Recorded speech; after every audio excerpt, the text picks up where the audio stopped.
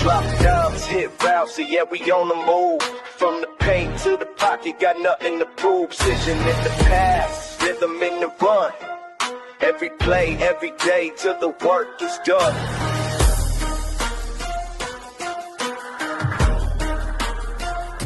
Yeah. Step on the field, I'm reading the D. Eyes wide open, ain't fooling me. Pump fake sidestep, I'm breaking the press from baseline to sideline. I'm bringing my best, snap back, quick glance. I'm calling the play, hoop dreams and touchdowns. I'm making my way, no look behind the back. Fred in the scene, every angle let me shout. I'm chasing a dream. Drop times, hit routes in the deep, no doubt. From the field to the hardwood, hear the crowd shout. Pass it, dish it, through traffic. We find. Hey, what's up, everybody? Appreciate you for tuning in. I don't know. I guess Facebook wants to act up again. I don't know. Facebook on his BS Yeah, again. I don't understand why it does this, but you know, we'll try this again. Hopefully Facebook's good now. But we have a lot we got to talk about. We have championship weekend. We've got NFL honors. We've got drama in the NBA. All that and even much more. Final burn at the end. Obviously, have to stick around to see who will make our final burn. But before we get into all that, got to introduce the crew. First off, upper right, we got Key, always in the building. How are you doing, Key?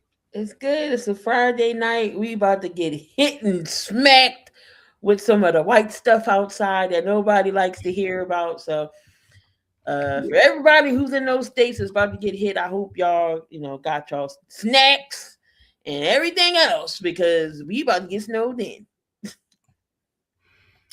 I mean, look, somebody who's been up there most of their life, I completely understand it. Now down in the South, people are losing their minds over this thing. So, yeah, hopefully everybody can be safe and keep their power on and all that. What's up, Kerm? Winter storm in Dallas. Yeah, chilling and watching the Thunder. All right. So Jory's having some technical difficulties. We're gonna try to get her back in. I mean, you guys know, internet. It is what it is. Certain areas, it just wants to be temperamental some days. But we're gonna start with the LeBron, Genie Bus family, Laker drama that it is. Story comes out talking about LeBron not being grateful and the whole pressure into the contract extension. Then you look at on the court and the issues that they've been having on the court. You have some fans that. Oh, hold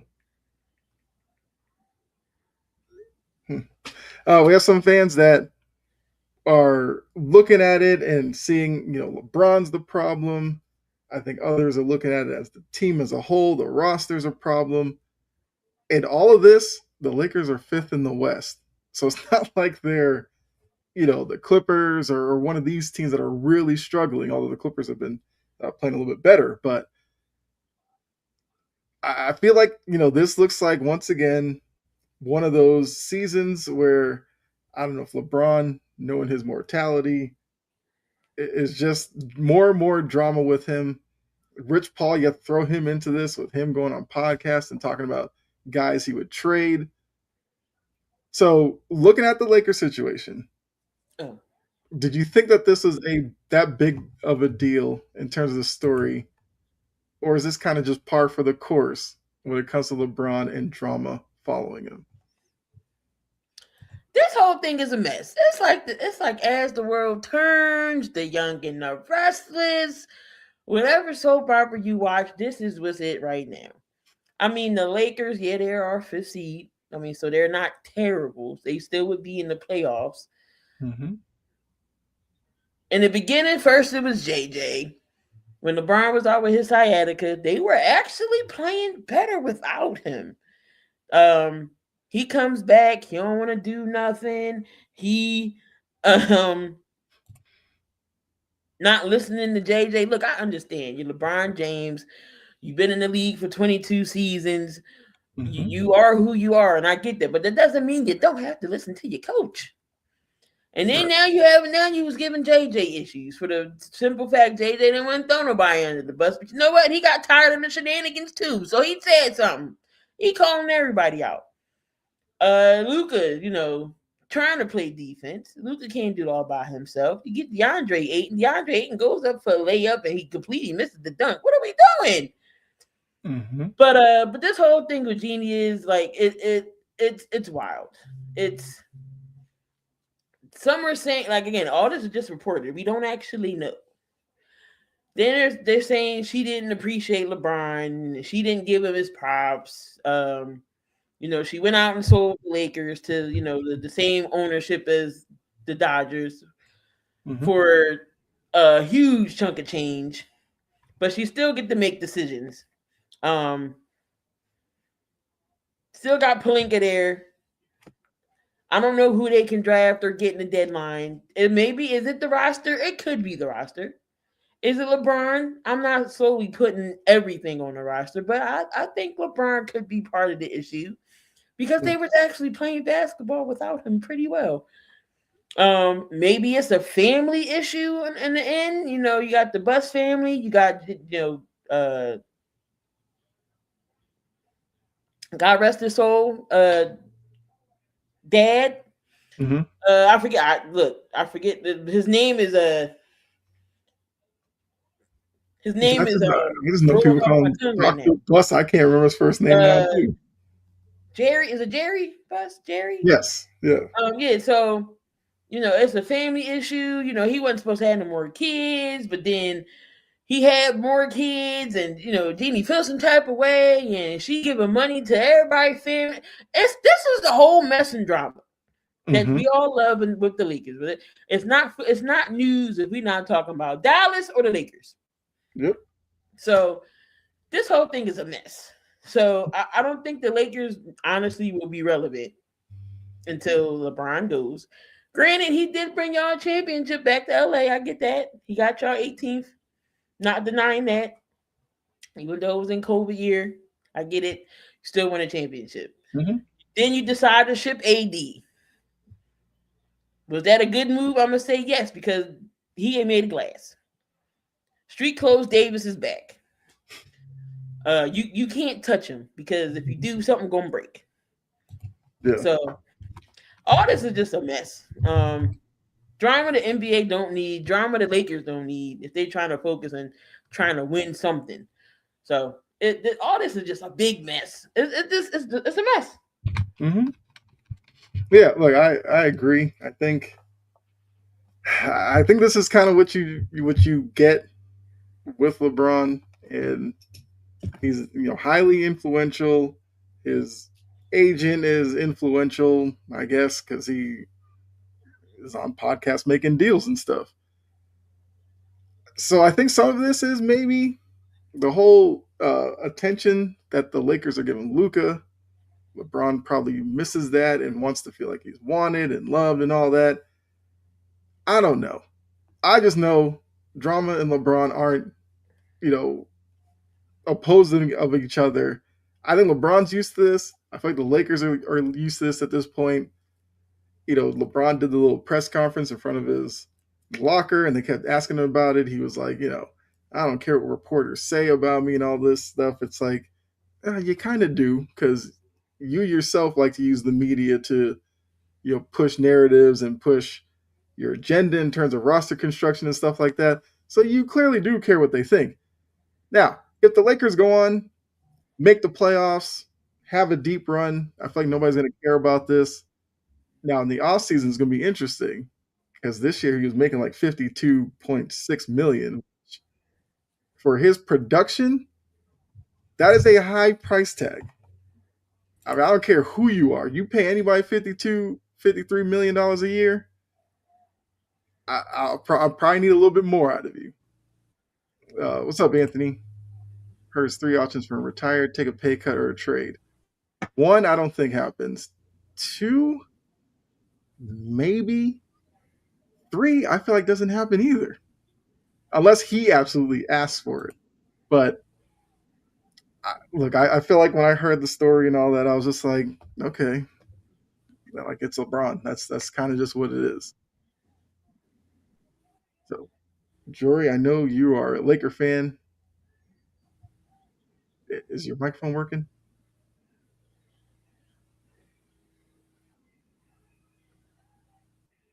All right, you might still have some issues there. Uh, Follow up. Looking at LeBron's was it 8 seasons in LA? Would you say it's been as successful, less successful, or more successful than you thought when he signed there 8 years ago?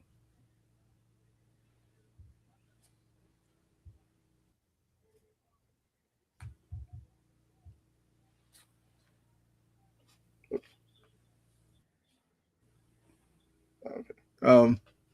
Yeah, Key. I guess was it more, less, or as successful? LeBron's tenure in LA these 8 years. Um,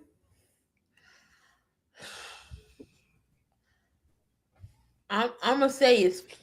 I can't even say 50-50. He got a champion. They got a championship. That was really it. That was really it. So okay, maybe 30% successful. Let's say 30 because the championship was big, and after that, that was it. After that championship, the Lakers has been irrelevant ever since. They almost. I mean, they did almost made that run, but Denver was too much for them. Mm-hmm. Okay, that's fair. Um, I mean, it is an interesting question. Like he does win the title there. That's a success. But you also have to look at the early part of it being, a struggle. Young guys getting traded off, and well, they missed the playoffs a couple of years. Then it was they make the playoffs was strictly as a play-in team, and then they've had a couple of years where won a couple of rounds. To be honest, I would probably say less successful. I don't know if there's Laker fans out there watching who want to chime in. That's how I would view it. The one title in 8 years, you probably expected a little bit more, but I mean, I don't know. It's I think it's going to be messy here at the end because of how long does LeBron actually want to play, and how much more money are they have to like throw at him for him to play in LA when they could probably be using that towards the Luka version of the Lakers and kind of getting players that fit Luka's style. So I think the Lakers are in a weird position right now. And look, maybe the way that this year ends, as I said a little before, maybe that determines what happens. I guess in terms of Anthony's 3 options, but I don't know. Send him in the sun to Liverpool. Okay.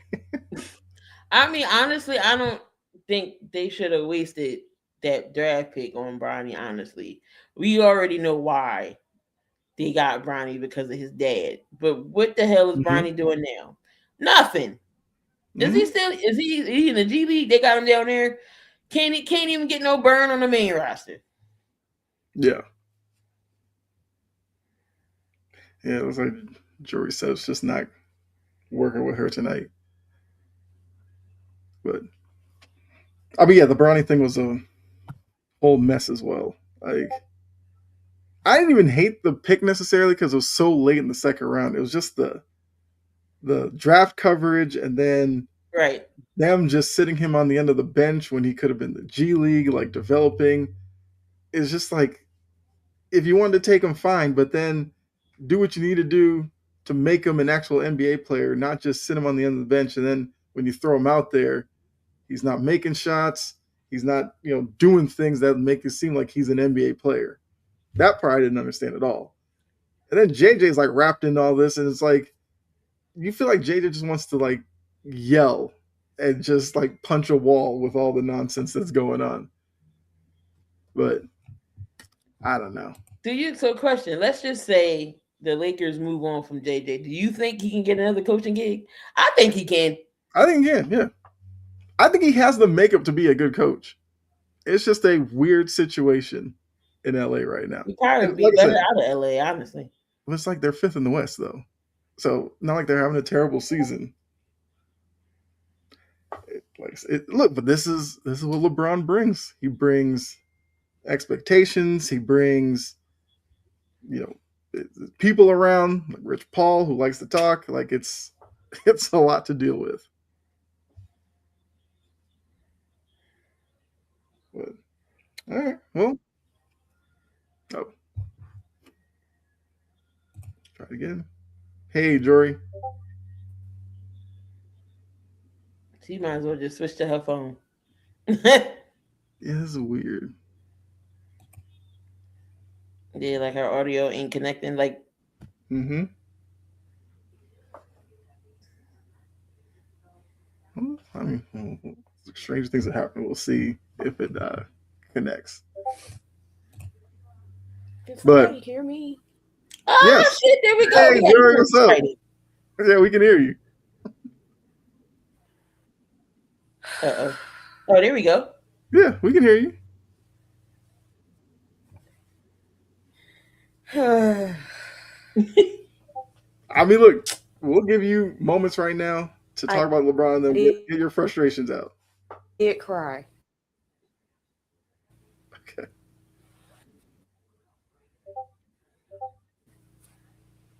And it's at night. I mean, we're hearing you right now. So whatever happened, whatever you got, whatever you fixed, it's working.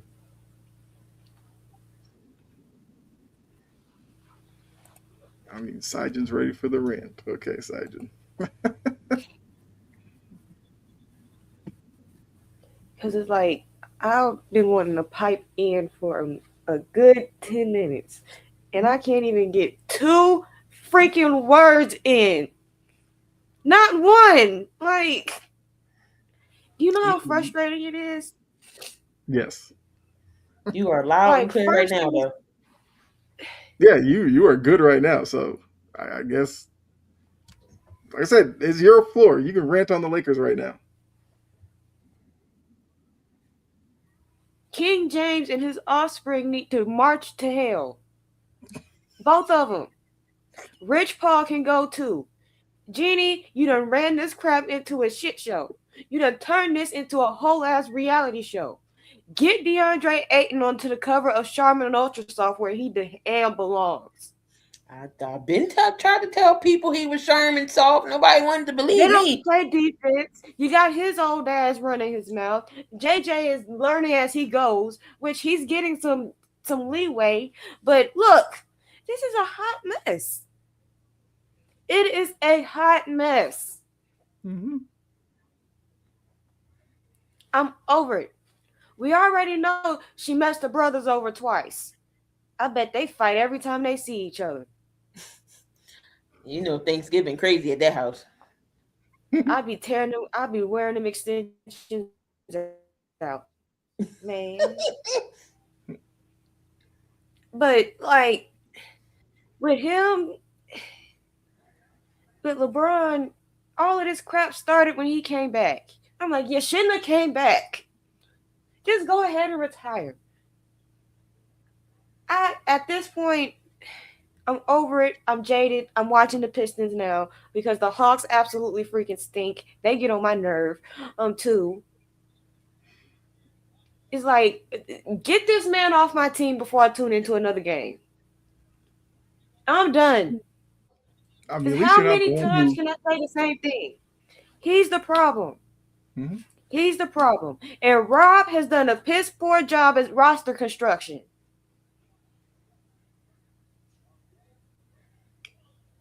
I mean, speaking of the Hawks, at least you're not the one who predicted 50 wins from that poverty organization. But Jory, as a Lakers fan, can I ask Key this? The LeBron tenure, he's been there 8 years now. Was it as successful, less successful, or more successful? I know it's not more, but how successful has his tenure been in LA? Mildly successful. 8 years with LeBron James, I'm expecting at least 2. I think that's fair. and he legitimed himself into not getting another one. So he can blame himself for that. And just go ahead and go bald, bro. We see more of your scalp than anything now. Let it go. Let it go. Let it go. Or do the Jalen Brown and just do the Sharpie. Actually, Hey don't do man, that. Let it go. my guy does not need to be catching strays like that. He don't do that no more.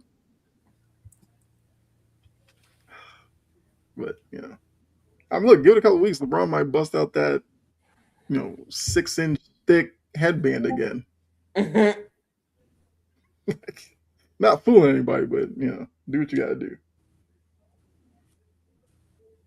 Okay, he gave them mildly successful. I think that's fair because he did win a title. You can't take that away. I guess the last thing I'll say is that I think for a lot of people, what they'll remember it as 7 years where they played a full schedule hasn't really worked out. The bubble year is always going to be controversial to a lot of people. I will say they won a title, you give them the title, but the break and everything in between. Funny that that's the 1 year LeBron's taking them to the promised land. So I think that's going to factor into it all as well. But I'm sure the drama's not going to end because it's LeBron. Whether That's good, it's Gene. still in LA. What's up, Gene? Oh, go ahead, Jory. Uh, just make the reality show end. Let this be season 10 and done. Season 7 of the LeBron James show, and get him off my team. How many times can I say that? Get him and his weird shaped head off my team. Okay. Hey. Yo, he be cracking me up wearing the do-rag. What are we waving up, LeBron? What are we waiting for? Why are you wearing a do-rag? You have nothing to hide. We know more scalp than hair. What are you doing here? Look, I knew I wasn't the only one who thought that. I don't understand that either. Pre-game, he's out there running do-rag on. After the game, he's got the do-rag. He's itching his head, and it's like, bruh, what And he's brushing you his hair. And I'm like, what are you brushing? like we've seen your hair. We know what you I got. know that hurt. At least You know KD what when happened he when bristles hit scalp? It hurt. at least KD when he know he peasy and he want to get it done, he'll cut it low. Mm-hmm. Yeah. Like, Penix loves wearing a do-rag. I don't even know if Penix has hair. I honestly don't He know. does have hair. He has hair. I don't know Yeah. why he need to take the do-rag off. That's actually bad for you.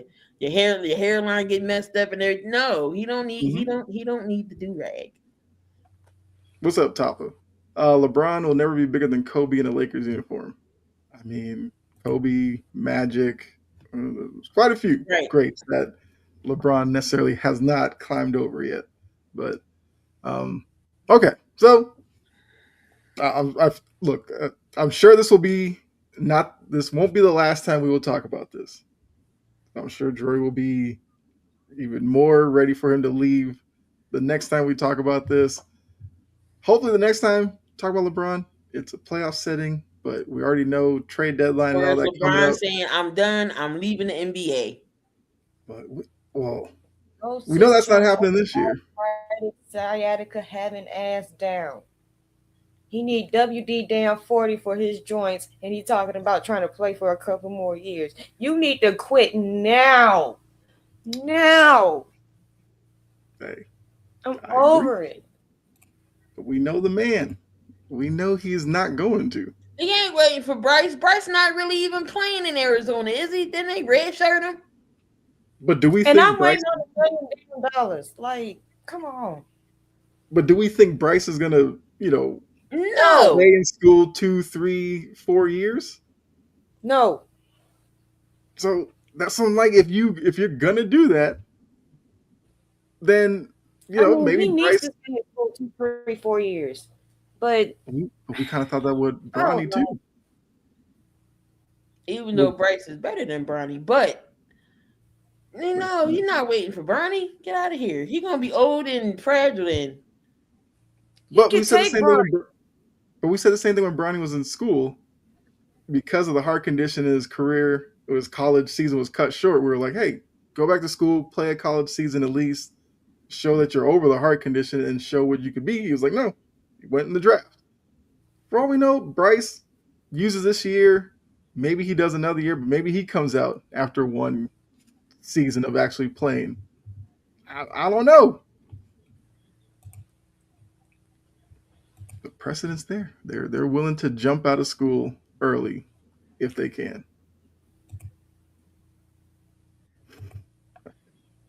All right, next. I'm over all of them.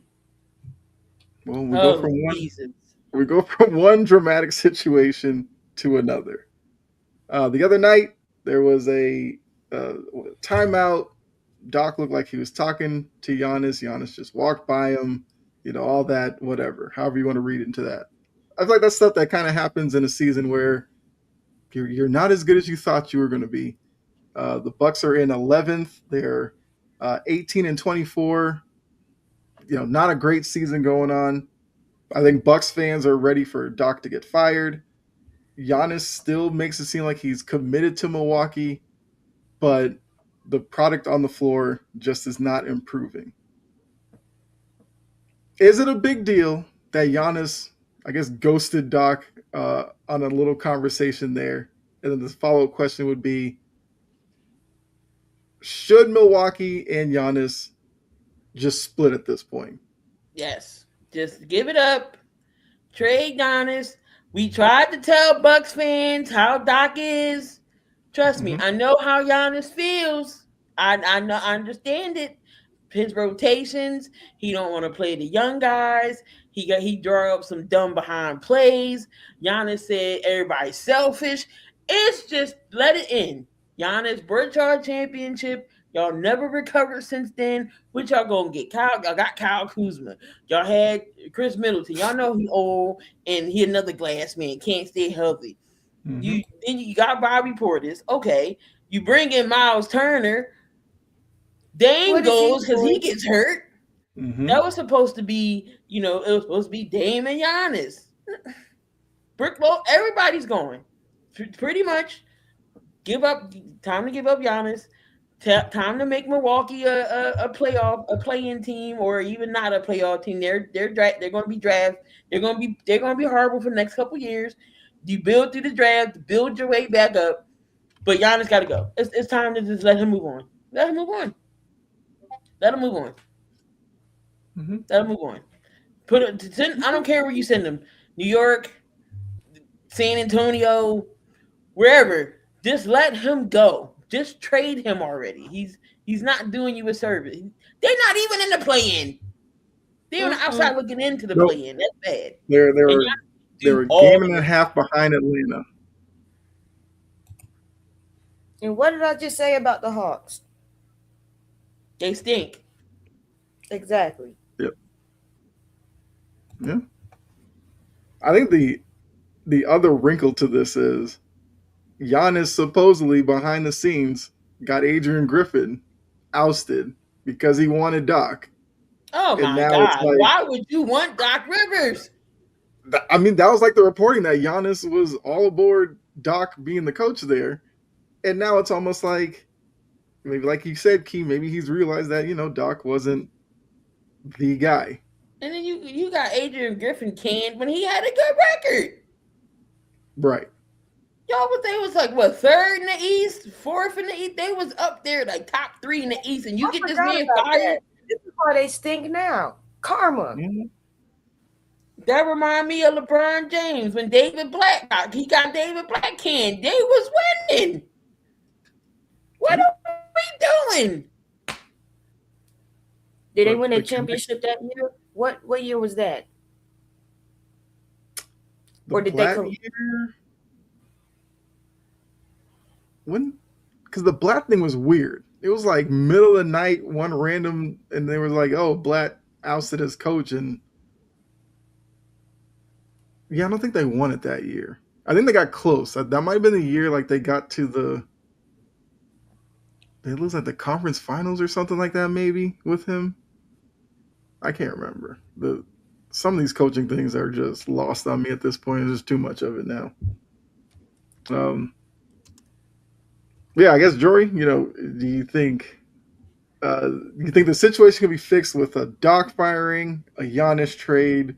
What does Milwaukee have to do to fix this? Start over. Start the hell over. Okay. Look at the So front what does office. that look like to you? Unfortunately, it involves coming off of both Giannis and Doc. Okay. Just start over. Clean the slate. Because at this point, I don't know who is in the scouting department that keeps getting these old ass players or keeps getting players that keeps getting hurt or just whatever. Mm-hmm. They need to be replaced. They need to, you know what? They need to do what the Falcons did. Hire somebody to tell them what's wrong with them. Even though you can pay me to do it for free. The front office is kind of, eh. Doc stinks. The rest of the team outside of Giannis stinks. Mm-hmm. Like, I feel bad for those fans. They don't deserve that. It was This fall from 2016. grace should It not was have. 30-11. 30-11. That he got fired. Crazy. And it's karma because you don't do somebody like that. Mm-hmm. And that's why they stink now.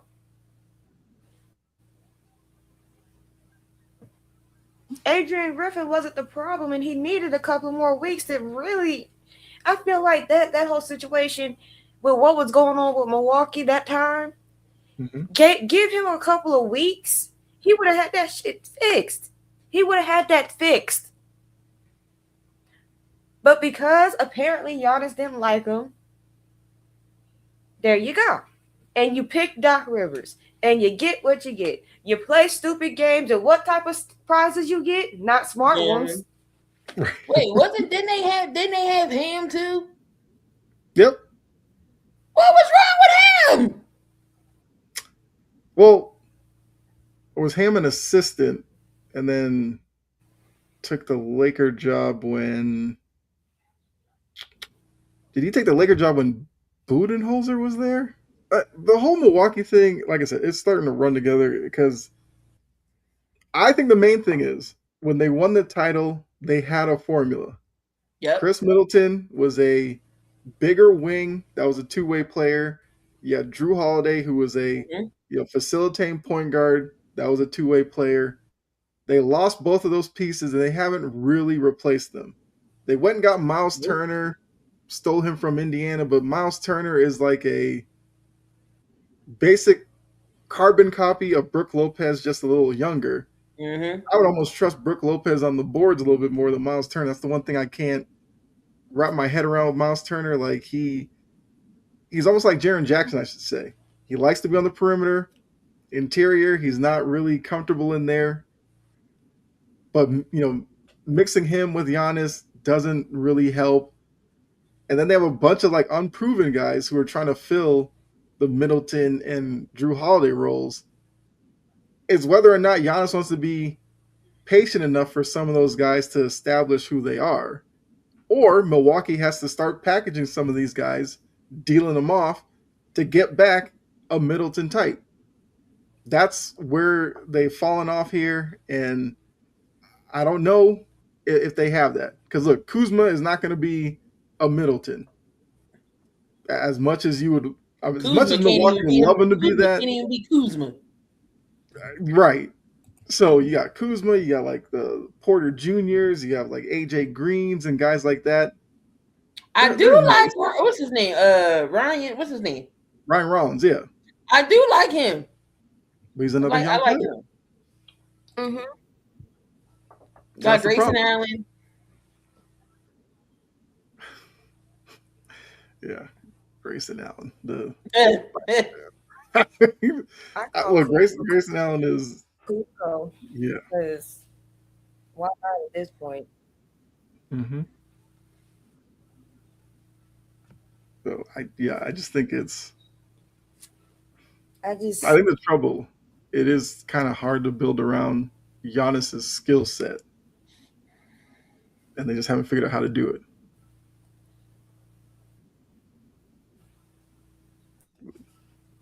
Oh, Alex, go ahead, Jory. I don't know if you were trying to say something. Wow, I didn't mean to cut you off. I Oh, forgot what I great. had to say. Okay. It's good. So you're down for a full rebuild. You're saying to trade Giannis. Start over. Just start over. Blow it up. Just start over. But first, you gotta get rid of Doc and you gotta get rid of Giannis. Y'all can get a haul for Giannis. Start over.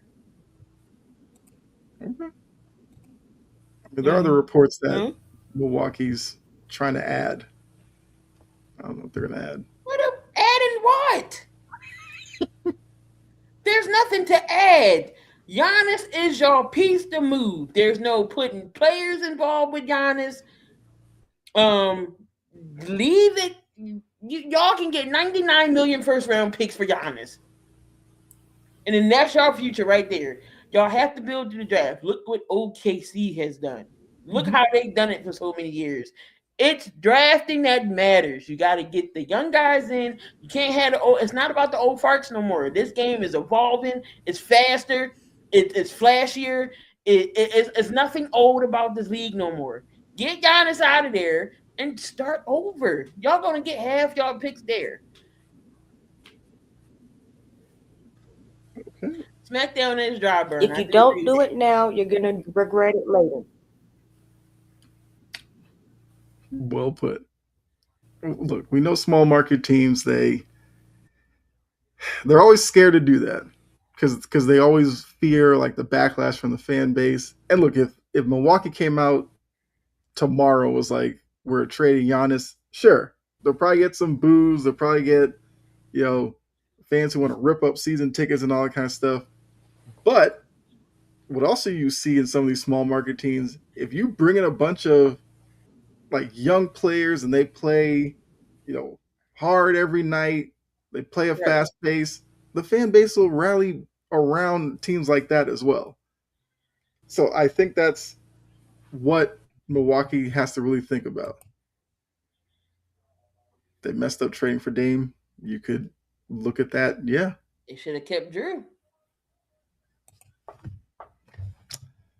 The NBA, life of the NBA star. Well, I guess we just dealt with drama in the NBA. No, this is as the world turns. Keon Coleman, the not high prize, but he was their prize pick at the wide receiver position. Stephon Diggs gone. Coleman was kind of the guy they were hoping that they could insert. Him and Josh Allen could be, terrorists together. We learned that McDermott gets fired. Brandon Bean gets a promotion for whatever reason. Then Pagula's coming out like, oh, yeah, that Keon Coleman guy, the coaching staff wanted him. A lot of us in the front office, we were like, yeah, we could go other places. Bean is like, no, I liked him. That's why I took him. There was no, second thought in my mind or whatever. Now, Bills fans are wondering, is Keon Coleman going to stick around? He's got like 2 years left, I think. But you see the season that he just had, it wasn't great. He had 29 catches, like 550 yards and 4 touchdowns. The playoff games, he had 1 catch in each game. And one of them was a touchdown. That is true. So, productive with what the limited opportunities that he had. I guess it's another situation where you look at it as, with the comments coming out, if you're Keon Coleman, like, how are you supposed to feel about Buffalo? I wouldn't want to stay there. Y'all are crucifying this man's confidence. Here he is coming out of college. He's going to play with Josh Allen. But first off, let's go. Let's go back. Let's rewind some. Mm-hmm. McDermott gets fired. They could not get over the hump to save their life. Was that McDermott's fault? Sure, he has something to do with it, but it's not all on McDermott. You know why it's not all on McDermott? Now that I'm sitting here analyzing things, McDermott is not the one that should have been fired. It should have been the GM. What have you done to give the Bills some playmakers for Josh Allen? Cooks, he's not a threat. Keon Coleman, he's a number two at best. Cooks is a number two at best. They had Diggs. Okay, that relationship came and went. I felt like Diggs was their number one. He was the only number one. And then you get Shakir. Shakir's not a number one. I love Shakir to death. He's my favorite player on the Bills. Shakir, I love Shakir. Not a number one. Gabe Davis, not a number one. Y'all not getting this man no receivers. None. Y'all got y'all tight ends. Dalton Kincaid and Knox, they're great. Got your running back. Got James Cook, good. You got some pieces on defense I think y'all should improve on. Offensively, who the hell is Josh throwing the ball to? And he hasn't had no all-stars, no Pro Bowlers. Since Josh Allen's always going to the Pro Bowl, that's really it? What are we doing? I don't think McDermott was the issue. Should have got rid of the GM. And now you got the owners coming out throwing Keon Coleman under the bus. How are you supposed to feel? Time to change scenery, Keon. Go somewhere else so where you'll be appreciated. Are you a number one receiver? No. You can be a number two somewhere and fits in somebody's system just great. In my opinion, I said Chicago. Hear me out. Okay. Let's just say Chicago don't bring back DJ Moore. And they want to go into the future. I mean, with the younger guys, with Burton and Roma Dunze. Plug Keon Coleman in as your third receiver. They got Cole Kmet and Leveland, and they got them running backs with Swift and Monangai. Why not put a Keon Coleman there for Caleb Williams? That's an interesting one. Just saying. But they did Keon Coleman dirty. Kind of how like Tupper did with Bryce Young. Saying he didn't really want him. He wanted CJ. Like, yes, Keon can be a solid number two. He got the size, everything. He's a red zone threat. I just feel like he in a shitty system with Buffalo. Because they got a bunch of number twos wanting to be ones. And Josh Allen's main target is going to be Shakir. That's it. Mm-hmm. But if this owner staff is crazy too. Playing another snap. Okay. I'm like, I get it. Yeah. I just wonder why Pagula needed to say any of this anyway. I don't get that. The thing is, I get on Amy Adams strong ass so bad because we don't hear from her. Mm-hmm. When Pagula said that crap, it kind of made me think, I'm kind of glad I don't hear from her for very often. That she lets the football people do the talking. But sometimes she do need to own up to stuff. Ma'am. Mm-hmm. I understand you, Jerry. Because my owner ain't a football guy either. He lets Howie do everything. I'm glad that she simplified the front office structure instead of that dumbass collaborative approach stuff. And then you turn around with Pagula pulling at Amy, doing almost the exact same thing. I'm like, bro, did you not see how that ended for that?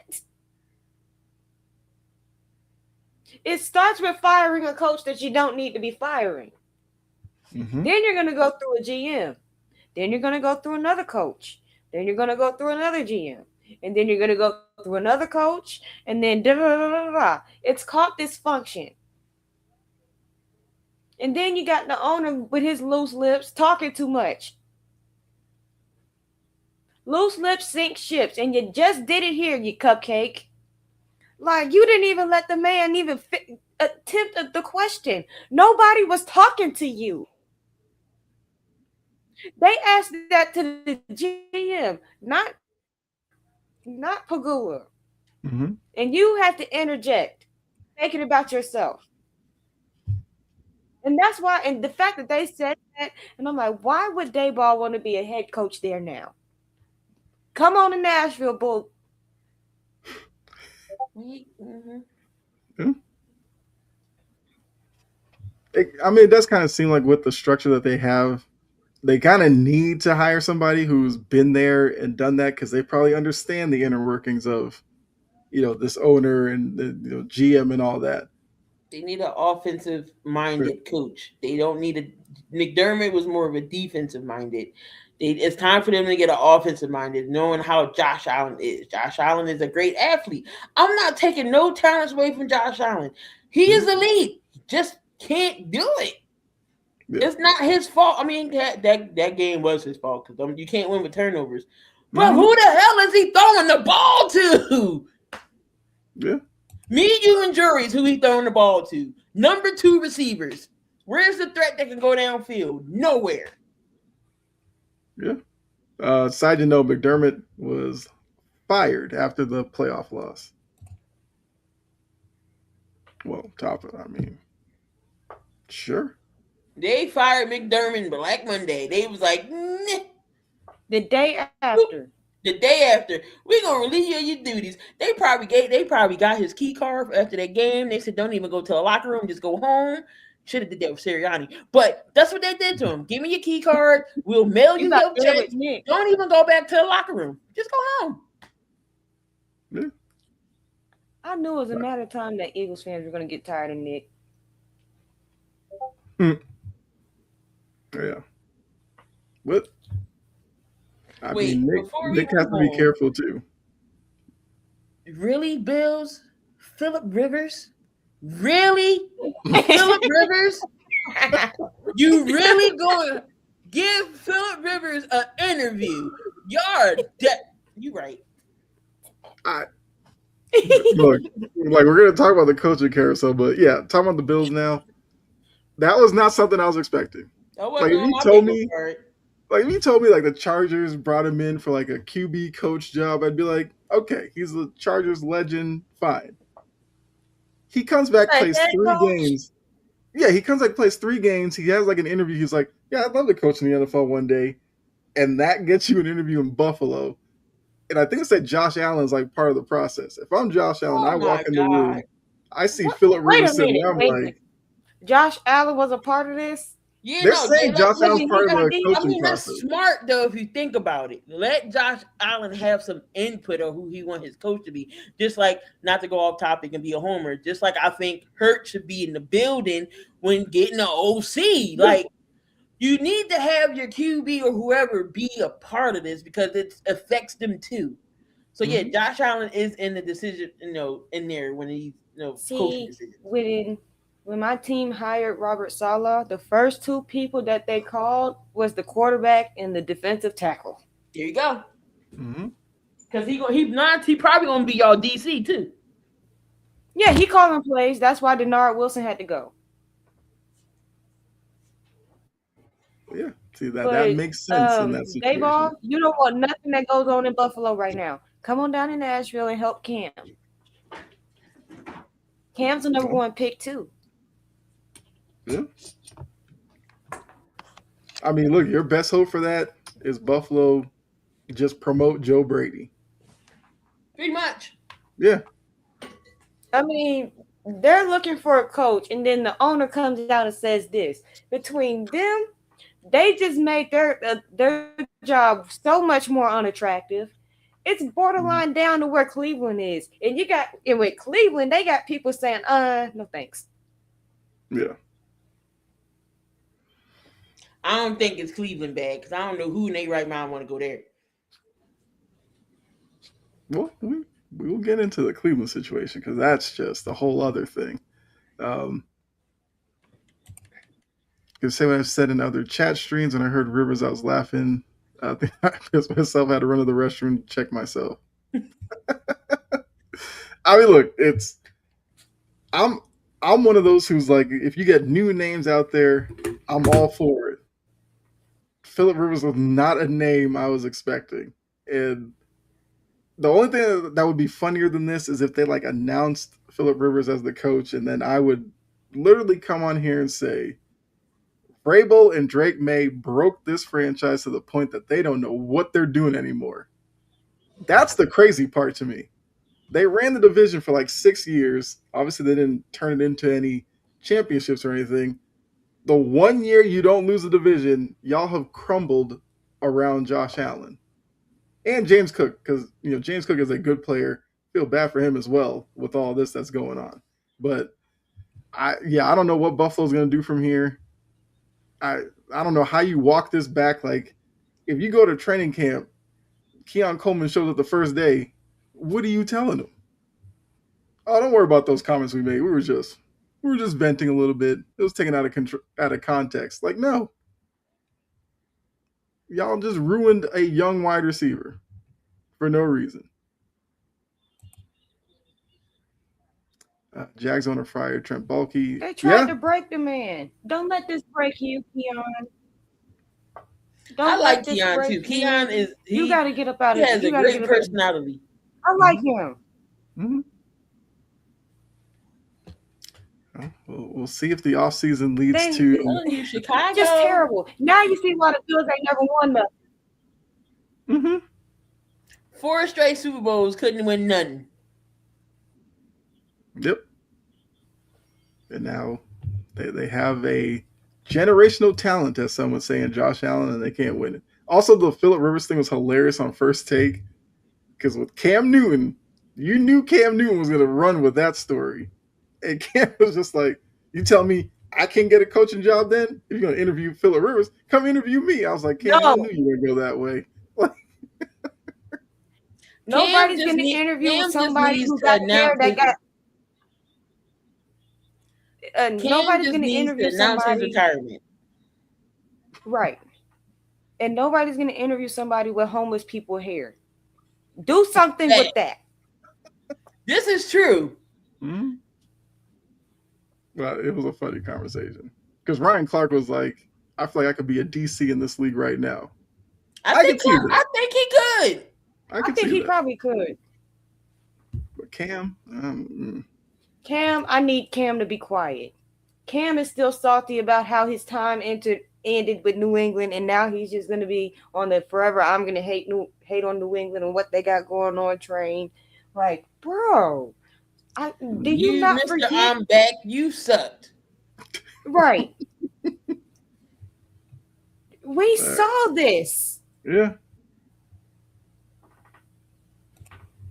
Simon says, sorry guys, but I think the Bears and the Jags are going to make some serious noise next season.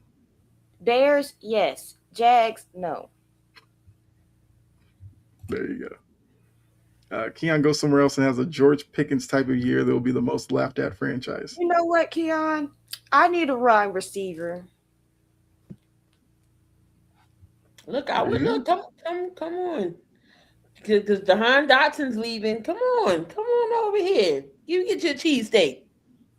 They made him available. Yeah, plenty of teams would try to get him out of Buffalo because he's young. Got good size for wide receiver. Also, Buffalo threw Slay underneath the bus too. They said, "Oh well, when we got the rights to Slay, I didn't know he wanted to play for one team. Y'all don't pay attention. He's been saying this. Mm-hmm. He don't want to go nowhere. He went to Pittsburgh because he was still in Pennsylvania. He didn't want to go to Buffalo because he don't want to be away from his kids and he got uproot. Mm-hmm. Should have just let him go. We would have gladly got him back because that was the plan. Mm-hmm. Yeah. And so guess what? He ain't playing for y'all. How about that? He said, nope, mm-hmm. I ain't coming. Buffalo, man. I guess last question before we move to the next topic. Buffalo window, championship window, where do you have it? Gone. Closed. Done. Okay. I'm not going to argue against that. And because theirs is done, oh, Dr. Featherbrain, if you're listening to this, go ahead. I'm telling you, because if the Bills Super Bowl windows is closed, guess what that means? The purple pterodactyl Super Bowl window is closed. They fired their coach too. They didn't let him resign. They fired him. So, yeah, I'm really ready to start treating the Ravens and the Bills like they're the same, because they are. Okay. Just the Ravens are better run. Right. And as of right now, Ravens at least have a coach. Buffalo, we'll see. Doesn't. Joe Brady is available now. All right, the coaching carousel. There's been some seats filled since we last talked, but just to update, Harbaugh with the Giants, Kevin Stefanski with the Falcons, which we'll get into that one because, yeah. Minter, Jesse Minter, the DC from the Chargers, is now the Ravens' new coach. Robert Saleh has taken the reins with Jory's Tennessee Titans, and Jeff Hafley is the Dolphins' new coach, which means we still have openings with Buffalo, the Cardinals, the Raiders, the Steelers, and the Browns. Oh, Tapa said the Ravens draft better. Yes. I guess thoughts on the hiring so far, and I guess wherever the conversation goes with some of these openings, and maybe who you would like to see fill them. Like we'll start with the thoughts on hiring so far. I like the Robert Saleh move in Tennessee. Saleh, in my opinion, was a good coach. It's not all his fault what happened with the Jets. The Jets is just a bad organization. Jets just in the season. I honestly thought Eric Glenn was going to get robbed and going to get booted. But again, when you get a coach where these poor ran teams, you can't fire him after one season because you at least have to give them a 3-year window. 3-year window. If they can't turn it around in that third year, okay, that's when you can be like, okay, you know what? You couldn't do it. You know, your service is no longer needed. But Tennessee, I like that Robert Saleh pick. He's a good defensive minded guy, so he'll get that defense good. Tennessee's defense wasn't bad, so I think he'll have a good relationship. They just stay on the field. So I like that. And then if Dave will get his act together, go ahead on down to Tennessee and be good. That'll be good. Him and Cam together, I think that would be good because he worked with it. You see how well he did with Dart. So I wasn't mad at that. Simon says lost touch with the coaching moves. Saleh will put the Titans in headlines. Everybody loved it. My players loved it. So someone get a defense like the Broncos, Seahawks, or Texans, then I'll have more hope. Yeah. So Top is not buying the Jags making noise either next season. But yeah, Jory, I guess your thoughts on the hiring so far, and then we'll get into the jobs that are still open. First of all, I love the Robert Saleh hire. I'm glad they made the hire because if they had chosen the other option, you saved my room from in a complete disaster bomb happening. Because when you say conniption fits, if they had hired Matt Nagy, I would have been so discombobulated. I would have had a whole. Y'all would have had the 5150 me. They would have the 302. Yo, Laura, we would have to come down there. Kyle would have to go get Jury out of the psych ward. Yeah. I'm so glad that they made the right decision. They made the right decision. I was really irritated because they were taking too damn long. And then I hear the statement that Robert Saleh made that he wanted to be in Nashville, that this was an ideal location, and da-da-da-da. I'm like, now let's not mess this up. Andy hates a divisional rival. Andy hates a divisional rival. Yeah. Oh, yeah. We're finna get, look, Topper, we good. But 2 times a year, I'm going to be mean as hell. I'm warning you right now. 2 times a year, I'm going to be mean as hell because my coach don't like you. He really don't like Yo, y'all. that's gonna be a hell of a matchup twice a year. Oh my god, what the hell happened? Man, I actually don't know what what was it? happened. Salah said something. Salah started it. I think it was Salah who started it, saying something to Cohen. I'm gonna have to look that up because I actually don't know. Um, yeah, because they had a little interaction on the sideline of the 49ers a Jags game. Yeah, he definitely started it, and that's definitely that. If you know anything about how my team acted when we were good, we definitely started a lot of stuff. As Baltimore, Hmm. we So I stood on found their it. level though. I found where it started. It started between a Jags Niners game. Salah made a comment that Cohen was sign stealing, and that led to a heated exchange after the game that the Jags won. So there you go. Yeah, top was some about hand signals. All right. Well, they can fight it out 2 times a year. Yeah. Okay. Uh, so the jobs that are open. Actually, let's talk about the Browns because the Browns situation is embarrassing in so many ways. The Browns are now known more in their coaching search for guys who just told them, "I'm good. I don't even want to do the interview." To the point where they might be left with just promoting Jim Schwartz, the DC, make him the head coach, and just end this nonsense. Yeah, because ain't I nobody don't. want that job. Who the hell want to go? Nobody want Cleveland. Then nobody want to deal with them Haslams. Nobody want to deal with that. Yeah, and they might as well hire somebody before more people just tell them no. Mm-hmm. Um, I mean, just stop embarrassing yourself at this point. Who told them no? Jesse Mentor, Mike mhm, McDaniel. mhm. Then did Clint Kubiak tell them no?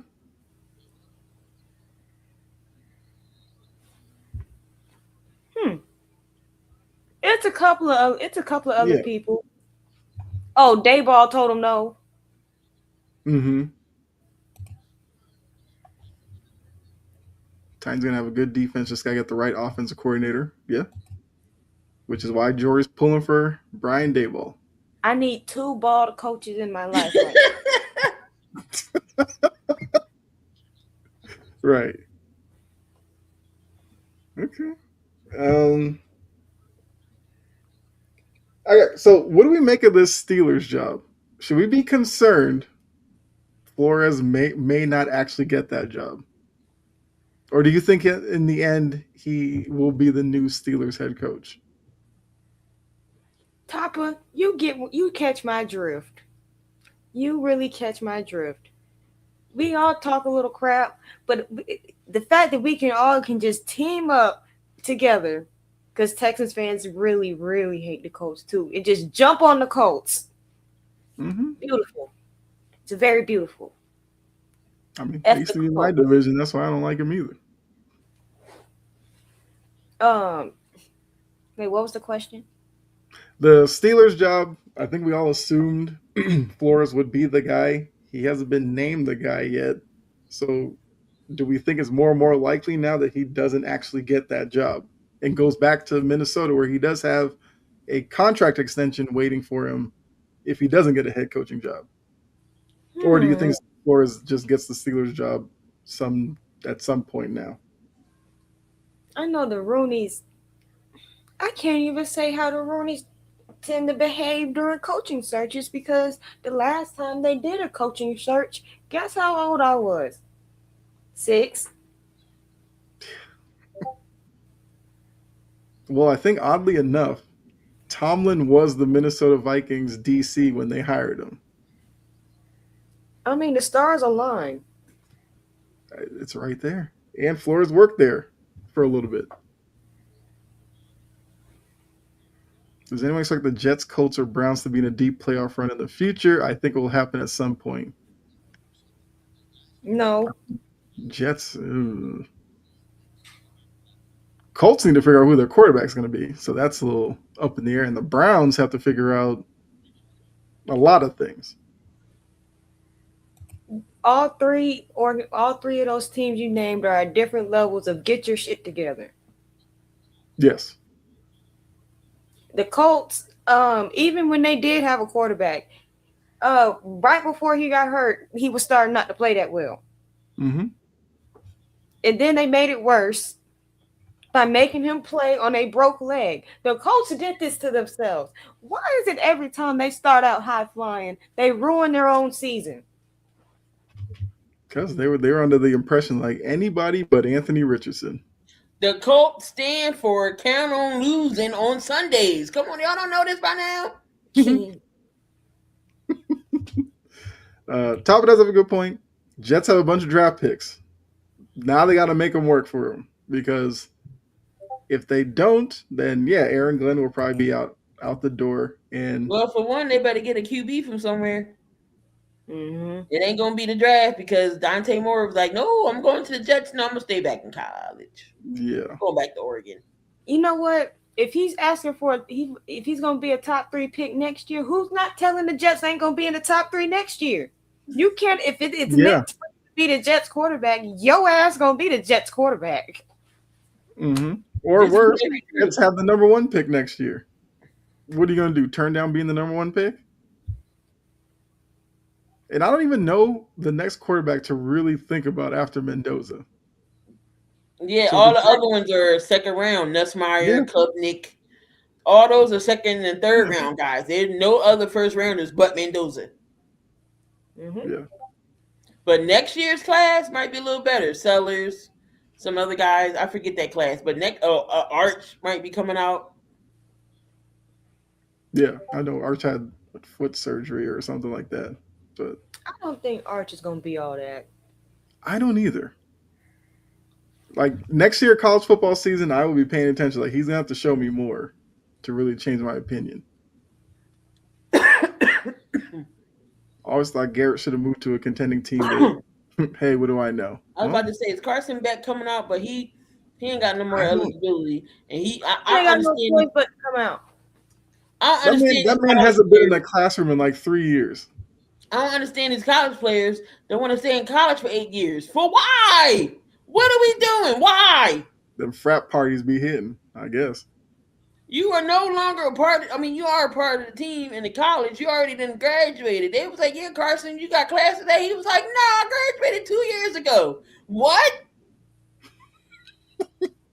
I know. That was just funny to me because the reporter was like, really wanted to talk about education. He's like, I graduated. What are you talking about? I'm just here for football. Like, yeah, he need to go. I'm not a big Carson Beck fan. I'm not expecting much from him at the next level, but crazier things have happened. And then Trinidad Shambles trying to sue because who wants that extra year? To I forget who it was, but then they do him. Mm-hmm. You've been there for 99 years. Go to the pros. Why are we still staying in college? It's a simpler time. You get the NIL money. Expectations aren't like in the NFL. Living the college life. Like, I cannot stand looking at Carson Beck for long periods of time. He has a face that'll really. He has a face that you look at him long enough, you're just gonna get irritated. I've never been a Carson Beck person. Yeah.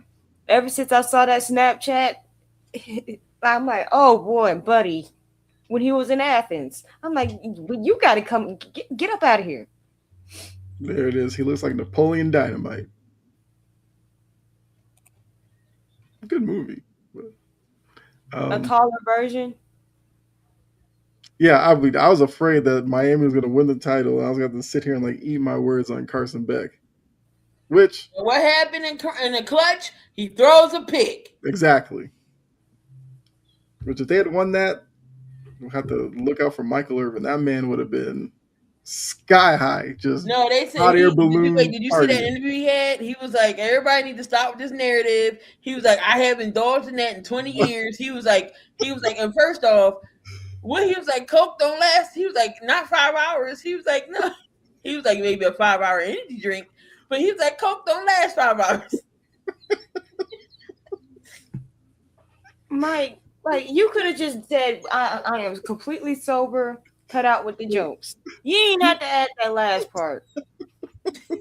That was the razzle dazzle. You ain't have to add that last part. Yeah. I'm not gonna lie, I kind of miss seeing Michael Irvin on TV. The man was just you didn't know what he was gonna say. He was unpredictable.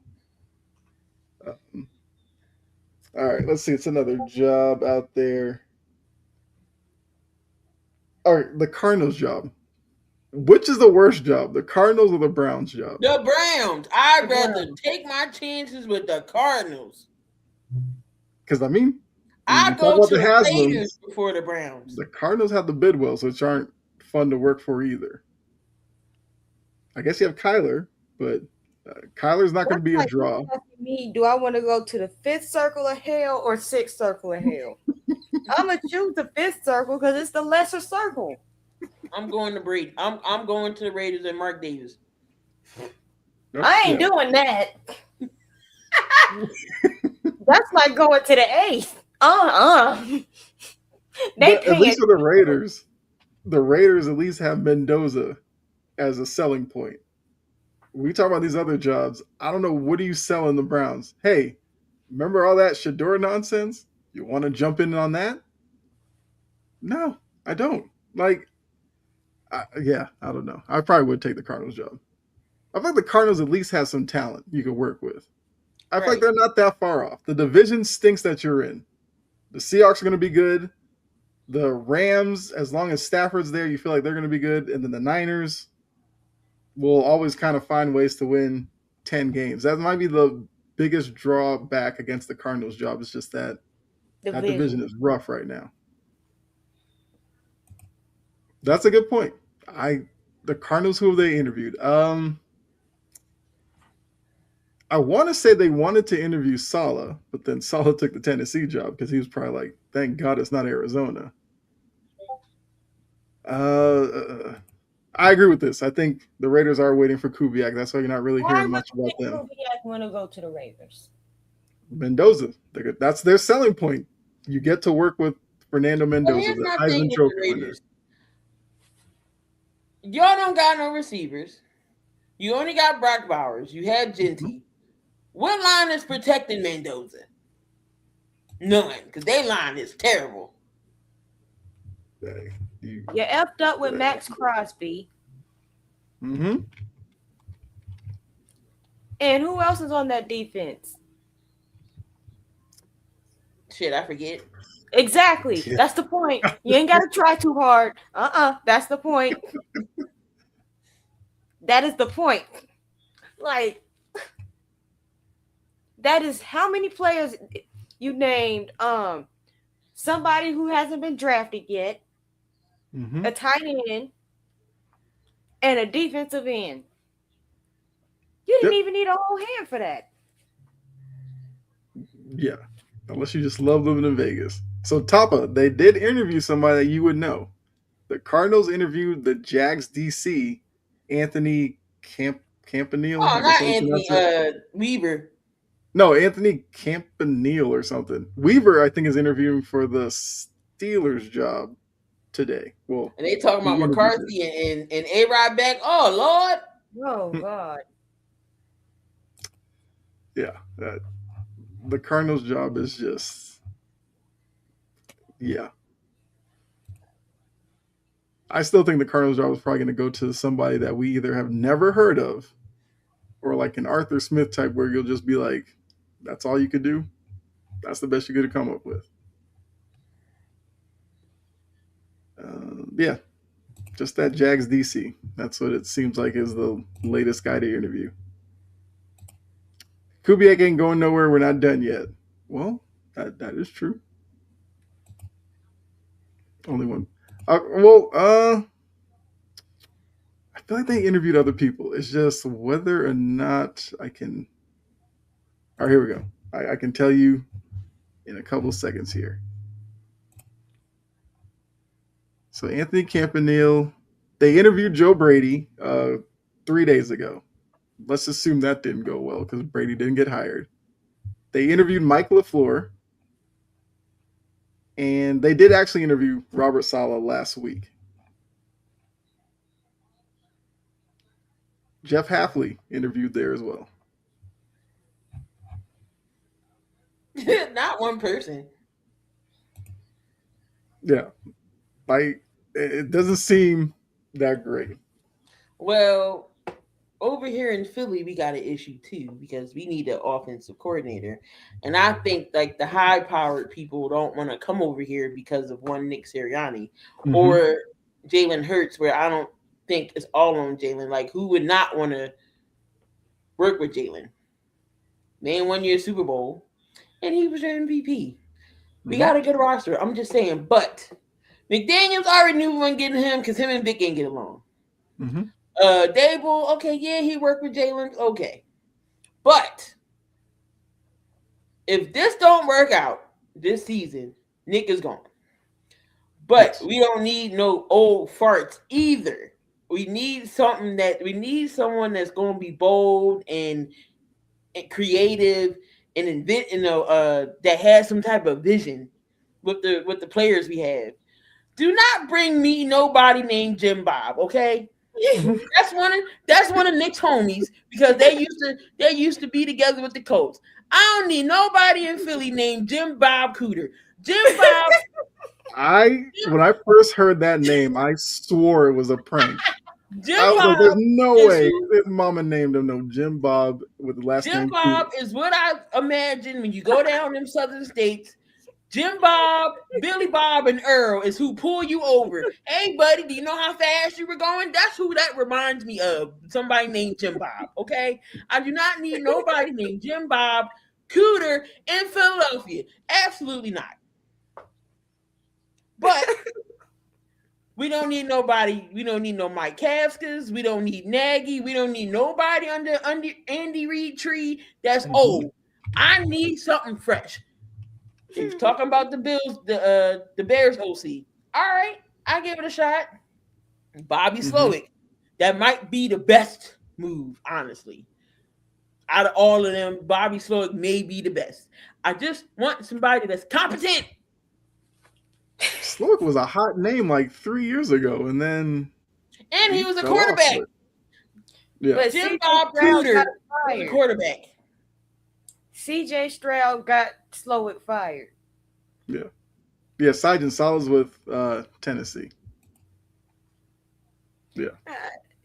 The return of Jim Bob Cooter, and that whole name just screams Mason-Dixon line. South of it.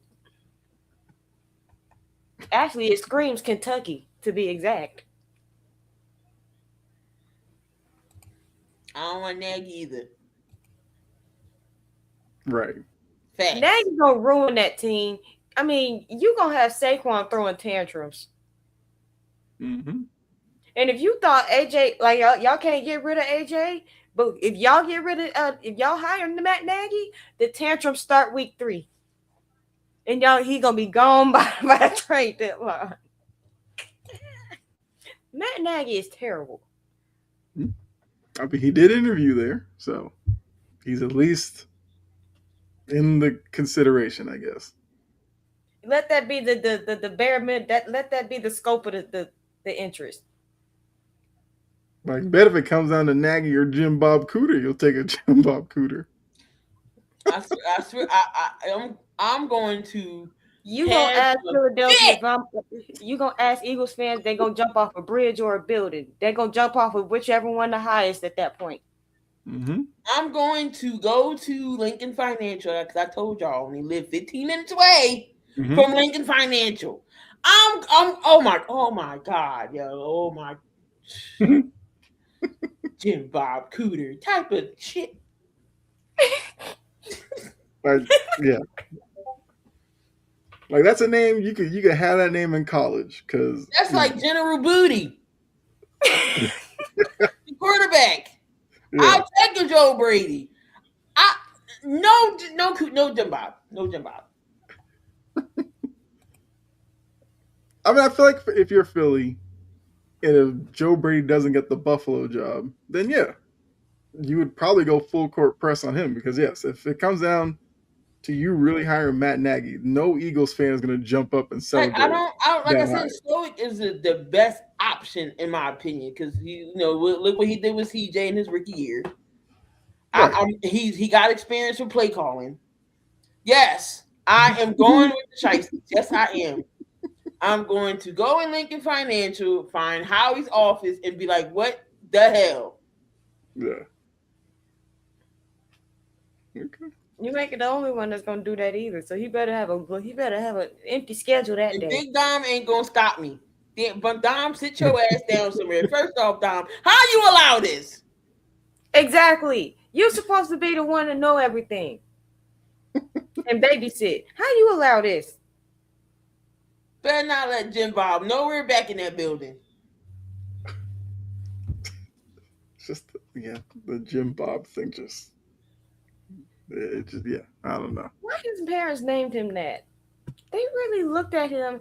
He came out. They looked at this man, Jim Bob. I gotta see where he's from. But his last name Cooter? Jim Bob Cooter. Fayetteville, Tennessee. Oh, that explains it. That explains it. That explains it. He looked like the crazy part is he looks like a Jim Bob. Yeah. Yeah. If you did a multiple choice and Jim Bob was one of the options, you'd be like, that they named that man. Got civil name, Lance and Ellen. Where did you get Jim Bob from? Jim Bob from that. I don't know what a foul is. Okay. His name is James Robert Cooter. Go to that. That sounds a lot more professional. That's where Jim comes from. Go by that. I'd rather be James Robert. Jim Bob. Nope. Mm-mm. We gonna call you Jim. You just completely went nickname Jim Bob. You are not a hee-haw. Stop.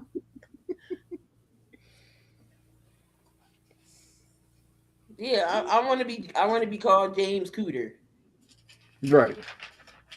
Not Jim Bob. James Robert has a little. Right, or Robert Cooter. Not just call him James. Jim Bob is who pulls you over in North Carolina when you speeding. Yeah. With the trooper hat. Jim Bob and Earl and Billy Boy. Hey y'all, do you know why you were speeding? Yeah, that's what I think about Jim Bob. Mm-hmm.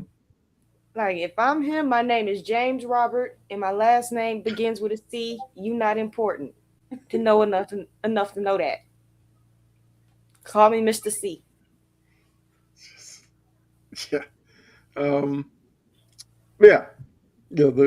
The carousel will continue to spin, and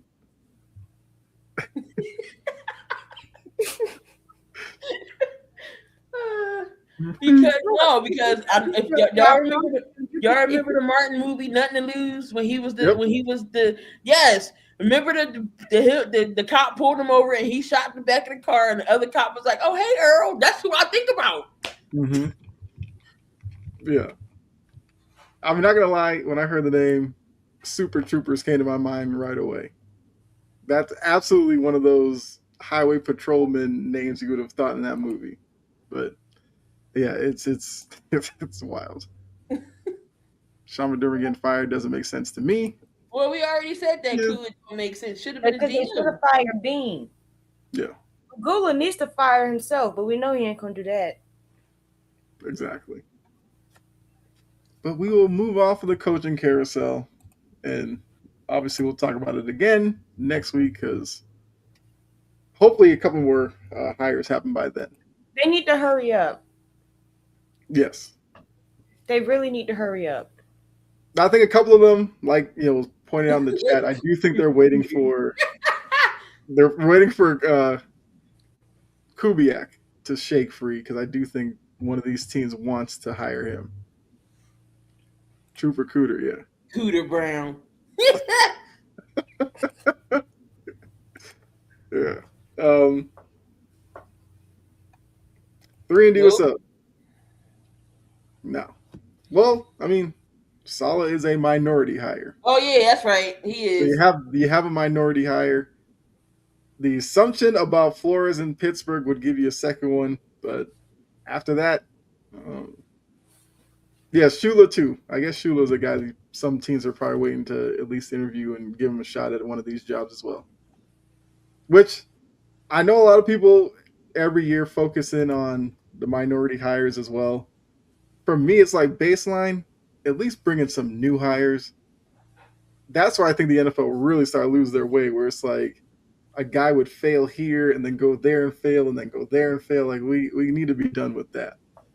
Right, I because would us see more. like the Titans wasting Raheem Morris's time. Because I'm like, why even bring him up there?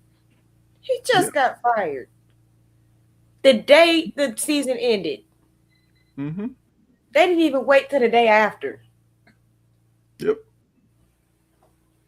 Yeah. Oh McDaniels no, making I think Josh interviews. McDaniels is done as a head coach. He Yeah. didn't have chances. You know, he's good as the OC. Yeah. I think if McDaniels was going to get interviews, you probably would have heard his name at some point already. And I think that was kind of the draw for him to take the New England job. Vrabel Yeah, knew. Raheem Morris would make a good coordinator. He's not a good coach. Yes.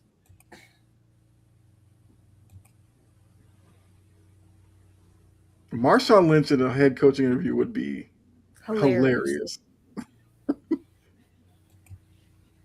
Pac-Man Jones. Haven't heard about him in a while. But Oh my God. Can you imagine Beast Mode as a coach? Oh my God. he could be a running back coach. I think that would be. I think he could do it.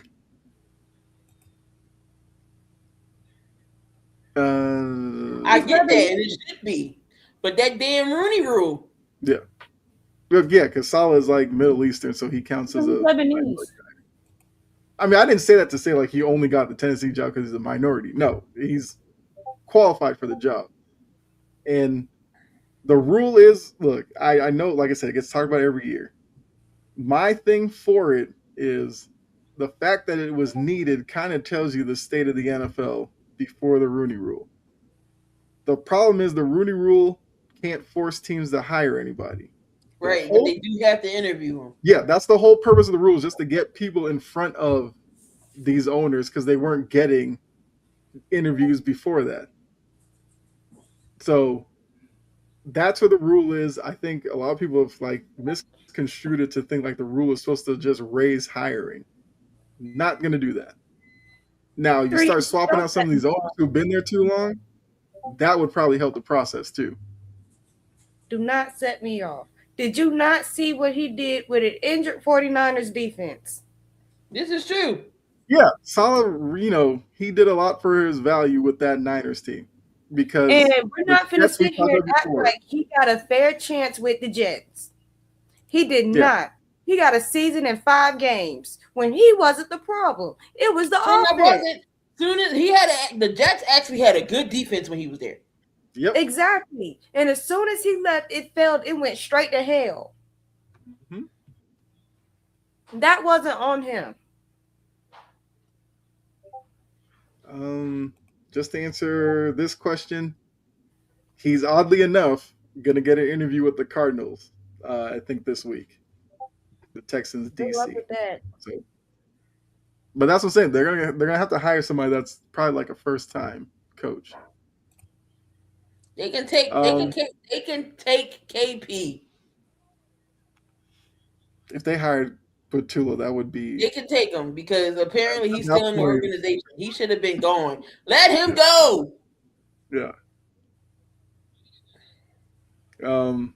Looking at divisional round and then looking ahead to the championship round, just quickly looking back. The Seahawks destroyed the Niners. Rashid Shaheed took the opening kick back for a touchdown. That was the end of that game. Like you knew from that point. Yep, I already knew. Yep, like, that's how it's going to be. Mm-hmm. The Rams and the Bears played a entertaining game. I think you can make the argument that the Rams won another game where you could probably say the opposing team might have been the better team, but Caleb throws a late pick. DJ Moore, whether or not he ran the route, Right. that's for another day. But Stafford takes advantage of that, takes them down the field. They win it in overtime. The Bills and the Broncos went to overtime as well. Back and forth affair. Officials NFL from the Bills side, they were looking at the officiating and kind of looking at that as the problem. Both calls were warranted. The Taron Johnson one, you can argue that one, but Bosa did rough the passer. So either way, the Broncos are going to get a first down.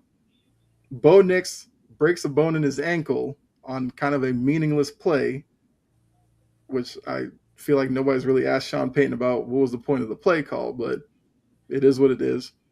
Broncos move on. And then Texans, Patriots, CJ Stroud had one of the worst playoff games you will probably see in a while. Non-stop interceptions. They couldn't run the ball. What? Their defense did all they could. Beat the Thunder. Wait, who? The Pacers beat the Thunder. Oh, Lord. And Shea had 40. That's like Kerm dipped. Kerm's punching the wall somewhere. Oh, there we go. There he is. Refs are terrible.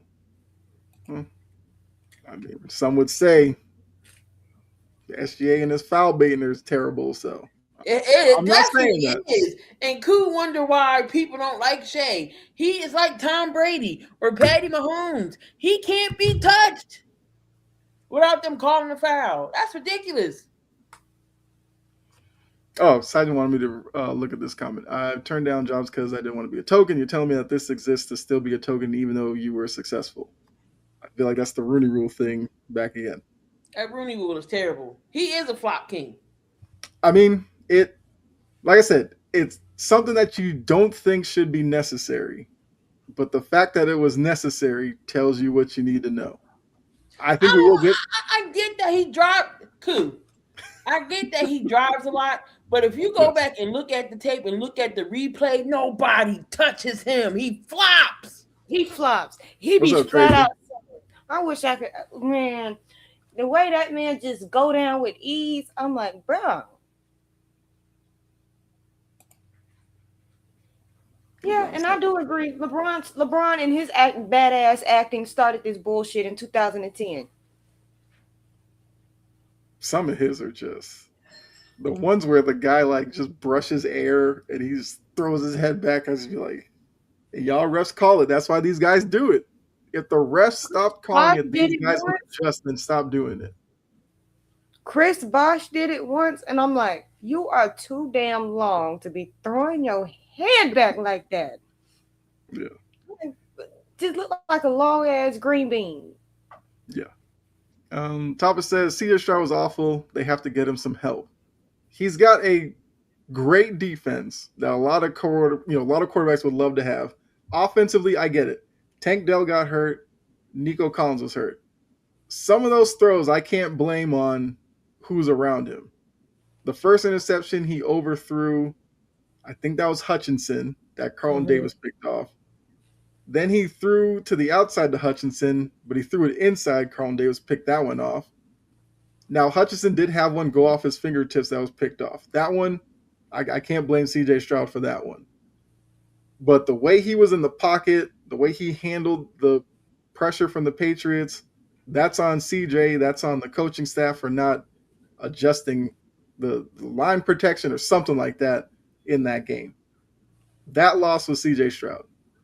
If Nico Collins was there, maybe he looks better, but the Patriots defense also is playing really well too.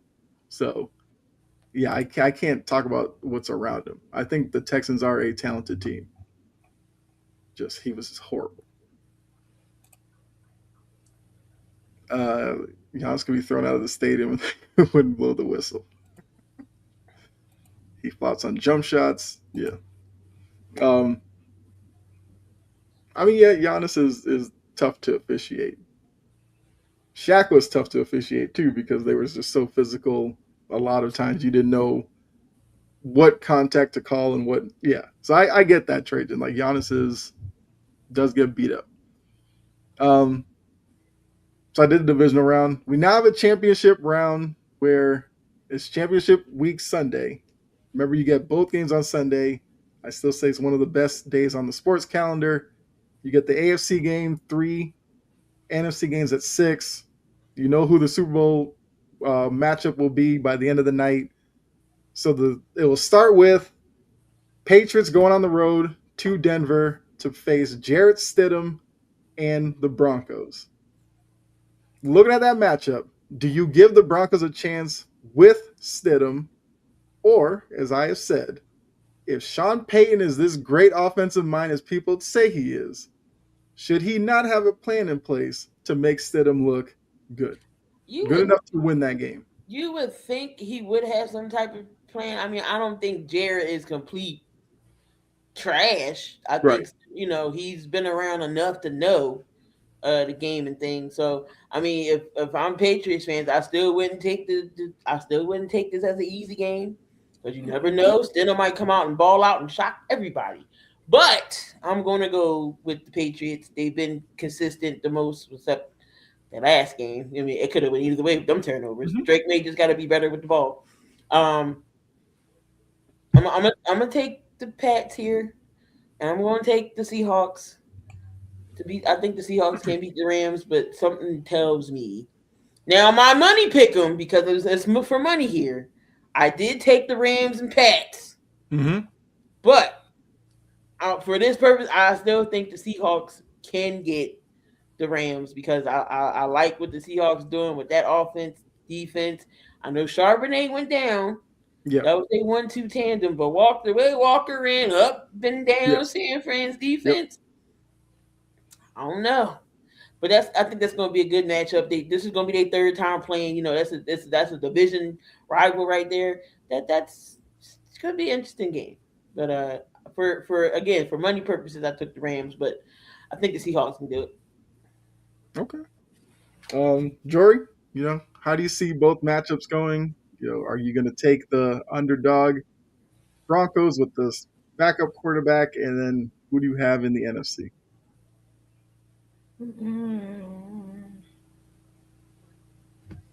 Because Tapa does bring up a good point. The Broncos have a much better offensive line than the Texans do. And that's the Texans' dumbass fault. Yes. We're completely redoing it. Mm-hmm. Thinking that they just going to come out playing well week 1. You readjusted everybody. Not a piece or two. Damn near everybody. Mm-hmm.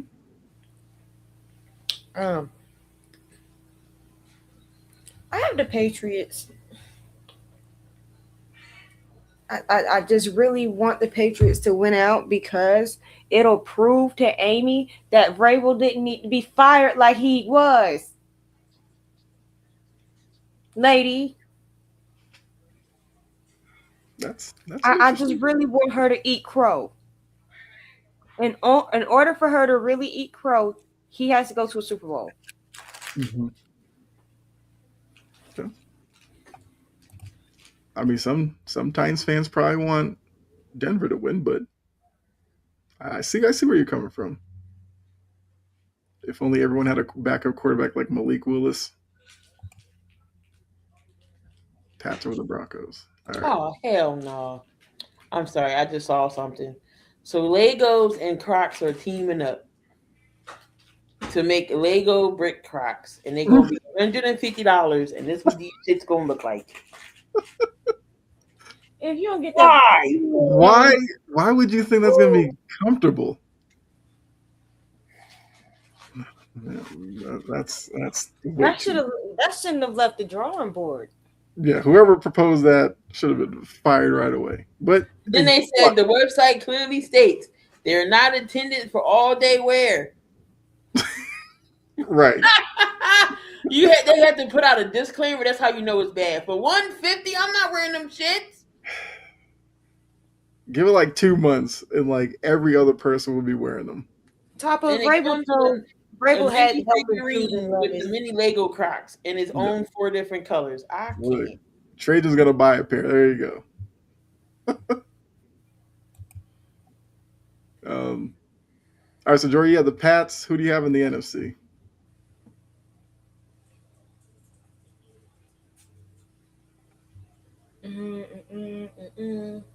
Because I kind of want to Mike. If I have to pick, because the way I really wanted it, because ironically, we have Mike and Sean versus Mike and Sean. Yep. Kind of Seattle. Okay. The two Mikes. Okay. The script writers were cooking with this one. Mike and Sean versus Mike and Sean. You know it's gonna be part of the broadcast too, for both of them. I think I'm gonna make it a three-way sweep with this one. I got Patriots and Seattle. I just think the Seahawks defense, I think we'll get to Stafford. We saw Stafford struggle with Carolina when they brought pressure. When the Bears were able to bring pressure, he struggled.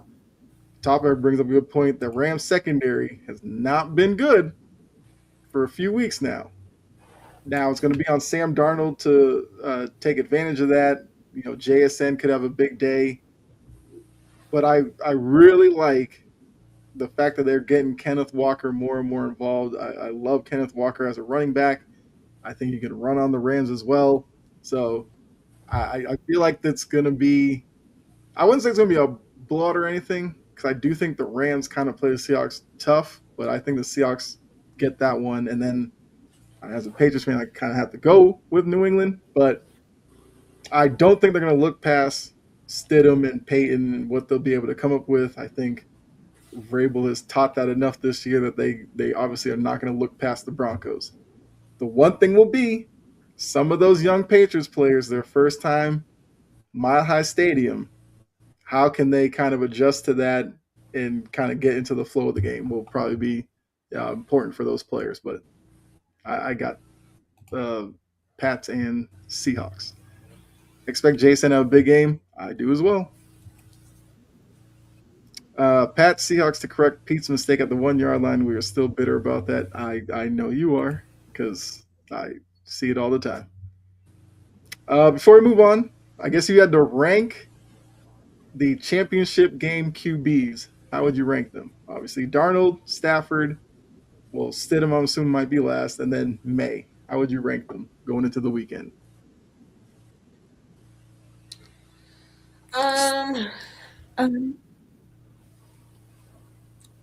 Let's go Stafford, Darnold, May, Stidham. Stafford, Darnold, May, Stidham. Who do you have, Jory? I'd have Stafford, May, Darnold, Stidham. Okay. Well, I gotta rep my guy. No, I'd probably go Stafford. I'd probably say Stafford, May, Darnold, Stidham. I think Darnold could have a big weekend, and that could do a lot for. As long as he don't see ghosts, we good. Oh, I have. That's confidence. What I'm saying. Yeah, I think with the Rams secondary, like Tapa said, I think this could be a game that a lot of people who still question Darnold can finally kind of put it past them. Stafford does have the most experience, yeah. Yep. NFL honors. Now let me start ranting about this because I got a couple of questions. Mm-hmm. I got a couple of people that already done seen too many damn times that has done pissed me off. Okay. All right. So we're gonna start NFL honors. We're gonna start with. We'll save MVP for last. That's the biggest award, obviously. Coach of the Year. So Coach of the Year, you have Liam Cohen, Ben Johnson, Mike McDonald, Kyle Shanahan, and Mike Vrabel. Who do you have winning Coach of the Year? And I will tell you, if you need the records and all that, Cohen obviously led the Jaguars to a 13-4 record. Ben Johnson led the Bears to 11-6. Mike McDonald led to the Seahawks to a 14-3 record. Shanahan with the Niners 12-5. Vrabel with the Patriots 14-3. Oh, who'd you say, Key? Vrabel. Vrabel. Not close. Okay. All right. I mean, I think the only one who probably has a claim to it would be McDonald because what he's done with Seattle. But I agree. I would take Vrabel. True. Uh, Defensive Rookie of the Year. So we have Abdul Carter, 43 tackles, 4 sacks. Nick Emenwari, 81 tackles, 2.5 sacks with an interception, 11 pass deflections. James Pierce Jr., who had 26 tackles, but he had 10.5 sacks, five I pass said I was giving it to Pierce. I mean, that's a pretty impressive rookie season, especially for a guy that I kind of criticized the Falcons for taking, but he had a good year. Carson Schlesinger, 156 tackles, 2.5 sacks. He had 2 interceptions, 3 pass defense, and then Damn, he had all them tackles. Shit. yeah, that's crazy. And then Xavier Watts, who's also from the Falcons, 96 tackles, forced the fumble, 5 interceptions, 11 pass defense. Who do you have winning Defensive Rookie of the Year? So top it says James Pierce or We'll go Nick James Pierce. Emenwari. Mason Graham, like in the beginning of the season, was in that category. He fell off. Yeah. Man, I'd give it to Emanwari. Okay. So Key's got Pierce, Joy's got Emenwari. I'm gonna give it to Schlesinger. 156 tackles that's crazy. Like that means a lot Probably of gonna be that the one might that be, get it. He's probably gonna be the one that get it because of that. yeah, That's because that means you were all over the place making tackles like crazy. for a rookie, that is pretty impressive. But I do think Emenwari would be. I wouldn't be mad if Emenwari got the award. Raheem had them young boys playing in Atlanta. He deserves a defensive coordinator job. Yes. We're not finna Well, do. I mean, we'll I'm agree if you're gonna hire him, coordinator is where you got to go. Don't give him another head coaching job. Because when he at DC with the Rams at one point, was he with the Rams? Yeah, he was with the Falcons for the 20-3. He went to the Rams, and then the Falcons brought him back. He's Timu Micah. Yeah. Yeah, when I read Abdul Carter's stats, I was like, he kind of seems like he doesn't fit the rest of them for that award. Timu Micah. Assistant Coach of the Year. Yeah, Big Fangio. Vic Fangio, whose defense was number 5 in points allowed. They were number 8 against the pass, number 13 yards, number 22 against the run. Brian Flores, who the Vikings defense was number 7 in points, 21st in the rush, 2nd pass against, and number 3 in yards. Vance Joseph, with the Broncos defense, they were 3rd points allowed, 2nd in rushing yards allowed, 7th in passing yards allowed, and 2nd in yards allowed. And then we have 2 offensive guys with Clint Kubiak. The Seahawks offense was number 3 in points, 11 in rushing, 8th in passing, and 8th in yards. And then my guy, Josh McDaniels. Patriots were 2nd in points per game, 6th in rushing yards per game, 4th in passing yards per game, and 3rd in yards per game. Who's winning Assistant Coach of the Year? I gotta be a homer. Okay. I mean, look, that Eagles defense was pretty good. I'm going with Vic. Okay. Me. I nominate myself. Okay. No, hey, I'm not mad at that. I mean, look, if I didn't pick Josh McDaniels, I'd probably throw to Vance Joseph. That is pretty impressive. No, actually, no. I'd go to Brian Flores because the Vikings defense don't have a lot of names on it, and he turned them into a pretty good unit there. I mean, I understand. Offensive Rookie of the Year. We have Jackson Dart. Obviously, season was cut short, but 2,300 passing yards, 15 touchdowns, 5 interceptions. Emeka Ibuka, 63 catches, 938 yards, and 6 touchdowns. Travion Henderson, who had 911 rushing yards, 10 touchdowns. He also had 220 receiving yards. Ted McMillan, 70 catches, 1,014 yards, 7 touchdowns. And then Tyler Shuck came on late, 2,400 yards, 10 touchdowns, 6 interceptions, I 68% still got to go with Ted. In the beginning, it was a Mecca. He got Yeah, hurt, never came back on. You got to give it to T Mac. yeah. I give it to Tet, but I really hate Brian Callahan. Next. Okay. Yeah, I'd give it a 10 as well. Okay. Comeback player of the year. Um, McMillan was the most, yeah, because remember all they talked about was Ted wasn't fast enough and all this kind of stuff, and he had a great season. I can already tell jury don't like this category. Comeback player of the year, Stephon Diggs, who's come back from the torn ACL. He had 85 catches, 1,013 yards. Aiden Hutchinson coming back from a broken leg. He only played 5 games last year. Diggs played 8 games last year. Hutchinson, 54 tackles, 14 and a half sacks, four forced fumbles. Trevor Lawrence coming back from AC joint surgery. A shoulder. Get out of here. Get the hell out of here. Just Get out of here. Get out of here with that bull crap, man.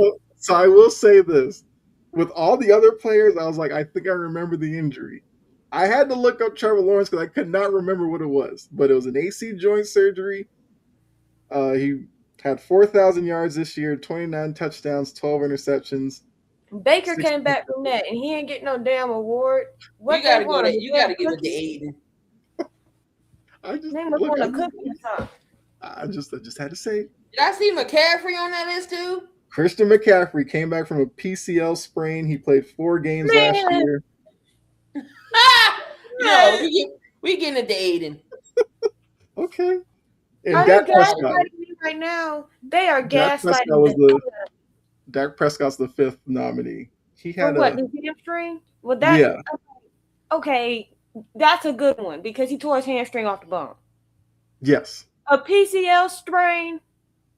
Really? And the you AC can do that while getting in the car accident.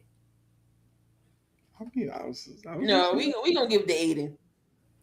I'm giving it to my boy Steph. And call it a day. I ain't got time for this. I'm giving it to my boy Steph Diggs. Him too. Actually, no, because he got 5 women pregnant at one time. Look. He went from one baby mama to 99. How? Topper said Trevor's weakest. Yeah. Mm-hmm. I mean, when you read the other injuries, the AC joint does, yeah. It is what it is. A shoulder injury. Okay. We're getting to the 3 big awards now. Defensive Player of the Year. You got Will Anderson Jr., 54 tackles, 12 sacks, 3 forced fumbles. He even defended 3 passes. Nick Bonito, 46 tackles, 14 sacks, 2 forced fumbles. Myles Garrett, 60 tackles, 23 sacks, 3 forced fumbles. Aiden Hutchinson's up for this one as well. 54 tackles, 14 and a half sacks, 4 forced fumbles. Will Anderson Jr. Parsons. I'm proud of Dinosaur Miles. Micah Parsons, 41 tackles, 12 and a half sacks, 2 forced fumbles. Will Anderson Jr. I'm tired of Myles Garrett. It's going to be Miles. He broke the sack record. It's going to be Miles. Dang. I mean, I would. And Will Anderson is not a bad guess. I like Will. I would go. My vote would go for Will. Yeah. But I know it's going to Miles. I would give Nick Bonito some love too. I think he played really well for Denver as well. But yeah, Myles Garrett breaks this. It would be tough, I guess, for some people to see him not win it after getting 23 sacks. And you had Gap Band Strahan mad as hell. Man, shut up. Yeah. I did it in 16 games. Good for you. Offensive Player of the Year. We got Drake May, 4,400 yards, 31 touchdowns, 8 interceptions, 72% completion percentage, which led the league. Christian McCaffrey, read his stats already. 1,200 yards rushing, 924 receiving, 102 catches, 17 total touchdowns. Puka Nakua, 129 catches, 1,715 yards, Damn. 11 total touchdowns. Bijan Robinson, 1,500 rushing yards, and then 820 receiving yards on 79 catches, 11 total touchdowns. JSN, 119 catches, 1,800 yards, 10 touchdowns. Shit, I didn't know he had 18. Damn, that's a When hell I of a looked good it up, list. I was surprised that was his number two. Oh my god. So who's winning Offensive Player of the Year? Damn, that is a hell of. So Puka. I got three. It's out of Bijan, JSN, or Puka. Mhm. One of them Puka. three gotta win it. It's one of them three, but I think it's Puka. Okay. I was Sajin, Damn, I was talking about Michael he Strahan. I almost said had Jack Strahan 2,000 and yards. Strahan. Mm-hmm. Yeah. Oh, I didn't know JSN numbers was there. Oh my god. Damn, I did would. he not? Was it not a game he didn't have over the 100 yards? I don't think so, but I'd have to double check that. I'm about to look. That's some wild numbers. Mm-hmm. I mean, look, technically, like Bijan going 1,500 rushing and 820 receiving yards is crazy too. He actually had 1793, but still, just it's still impressive. Yeah. I mean, I just rounded up a little. Yeah, it was 1,793. I'm a Sajin. I'm going JSN. That receiving total is ridiculous. Mm-hmm. But like I said, Puka Bijan had great seasons as well. Okay, so he had against San Fran, he had 9 catches, 124, no touchdowns. Then he had 10. It's a couple of games. With majority of his games, he did have over 100 yards. His biggest Yeah. game was against Tennessee, Of 8 catches, 162, 167, and 2 tubs. Of course. Thomas says, "See, Smitty can have those numbers if AJ Brown wasn't demanding the ball." He was off to a good start too. Mm-hmm. And AJ started the AJ. Yep. All right, so Devontae Smith had 77 catches, 1,008, and 4 tubs. some impressive seasons at the wide If receiver. they don't want Smitty, send him to Nashville. I didn't say all that now. All right, so Jory, you went with Puka. Mm-hmm. He, Actually, you're going no, with, no, because oh, I you just switched to heard the JSN, number. right? Yeah. Yeah. I'm gonna go JSN. Okay. Yeah, I got JSN as well. All right, here's the big award, the MVP. I already know there's a couple of names that are gonna set some people off. I know. First name, Josh Allen. The hell? No. Okay, see.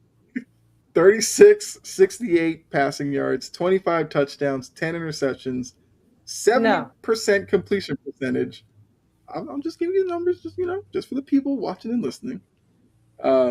Drake May, 43.94 passing yards, 31 touchdowns, 8 interceptions, 72% completion percentage. Matthew Stafford, 47.07 passing yards, 46 touchdowns, 8 interceptions, 65% completion percentage. Trevor Lawrence, 4,007 yards, 29 touchdowns, 12 interceptions. He was 61% completion percentage. He had the lowest of the four so far. Christian McCaffrey is up there, 1,202 rushing yards, 924 receiving, 102 receptions, 17 touchdowns. So Sajin says Stafford. Okay. Who do you have, Jory? First of all, before I even give my Go ahead.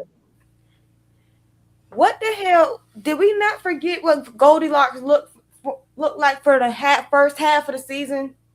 Did we not forget that? He looked terrible. His decision making was terrible. First of all, that stupid ass pick versus the Raiders that he threw, that pick was so bad that he should not be on this list by itself for that. It was right there. Mm-hmm. Wait a minute. And then you get Josh Allen. He hasn't done anything to deserve. Not He don't. that No, Pafford. I don't give it. Nope. Nope. Okay. Nope. Stafford makes the best sense out of this bunch, this group. Like Trevor freaking Lawrence, who only started playing well after week 7. I thought the MVP was an entire year. Yep. You can't not play well for you can't play terrible for a half a season and then be in consideration for MVP. I hate that the MVP is a quarterback's award. I hate it. I mean, it is what it is. What it is at this point. Like, so, George, to your talk about Trevor Lawrence and Josh Allen, I will throw this out there. And Sijin, I would love to know what you think. Here's a quarterback's numbers, and you tell me if they probably deserve it more than Allen and Trevor Lawrence. He threw for 4,048 yards. He had 25 touchdowns, 4 interceptions, 68% completion percentage. And he had a 99 rating. Trevor Lawrence's rating was 91. That quarterback was Sam Darnold. Sam Darnold had a better case. Okay. And so did Myles Garrett. They should have just took them two clean the hell out. Put Myles Garrett and Sam Darnold. It's some BS. You don't know. I'm like, but my pick is Drake May. Okay. The Garrett thing, my only pushback would be they only won 5 games. If they were like a playoff team, I would be here for it because that's where the real value is. With only 5 wins, I can't have him be an MVP candidate. Defensive Player of the Year, he can take that. I have no problem with that. But MVP, need a little bit more wins from your team. So you got Drake May. Key, you said Stafford. Right?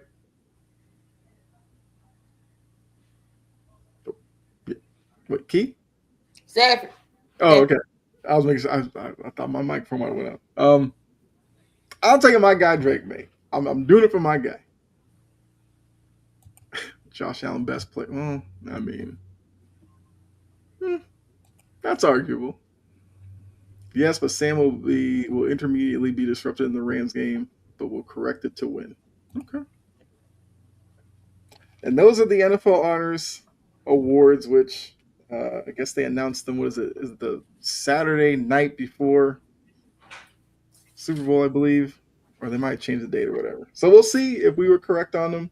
I think some of them are pretty straightforward, but there could be a surprise in there somewhere. But now we have Final Burn. You guys know it's the last segment of the show. I already got my burn in. I said my piece about the damn Bills organization. Yes. Okay. I got a couple. Okay. I'll let you go. First off, to the city of Atlanta, and Kyle, I know you're going to want to join me on this one. Yes. Falcons fans and Deion Sanders stands. Stand up. Because y'all the main ones that love to or do y'all want the teams to be ran based off of success or based off of vibes? Pick one. Pick one. Y'all love the swag surf. That swag surf is lit, by the way. Sorry, I was in Atlanta Stadium when they did it. But you get it, but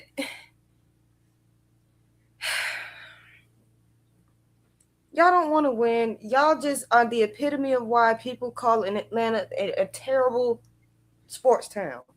Mm-hmm. You got people like DC Young Fly out here mad because of Stefanski and saying some crap. I've seen that.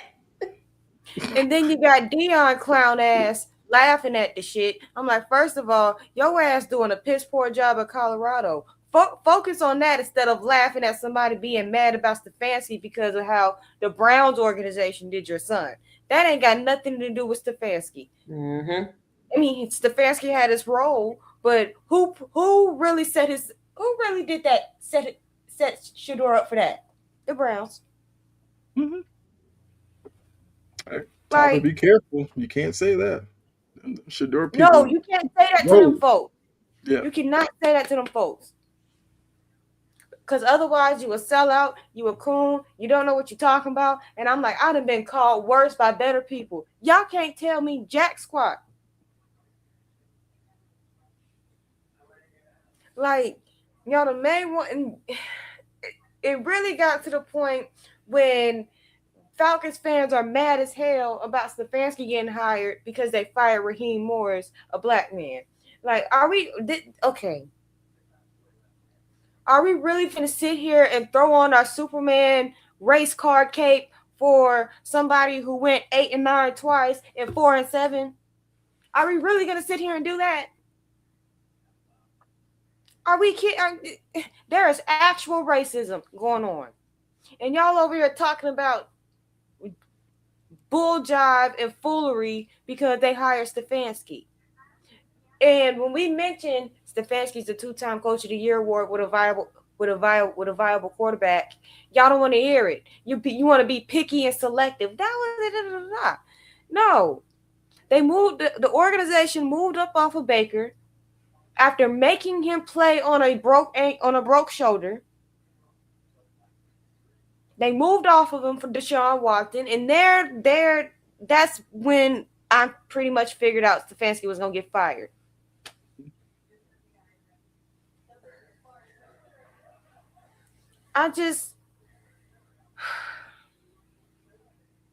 Y'all don't, even when it comes to the Hawks, we've been trying to say, folks who actually know ball, been trying to tell y'all Trae Young has been the problem for the last 3 seasons. Y'all get so sensitive and so get your panties out of your ass. I mean, I did say in the beginning of the show, the very beginning, I did say Trae Young was going to get traded. Yep. Yeah. Like, Atlanta sports fans outside of Braves fans really aggravate the crap out of me. They do.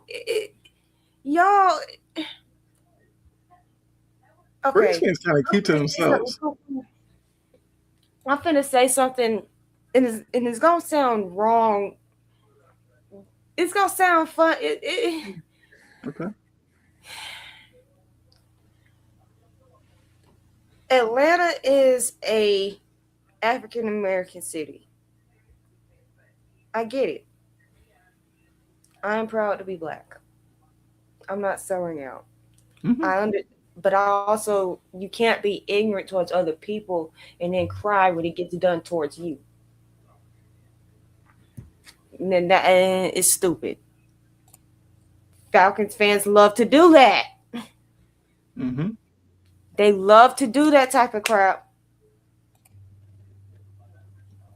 So, and that's why I say they like to run their organizations based off of vibes. Y'all love to see Harry the Hawk dance on the sideline of the Hawks games and but you don't want him dancing after a championship because you're too busy trying to kiss Trae Young's ass.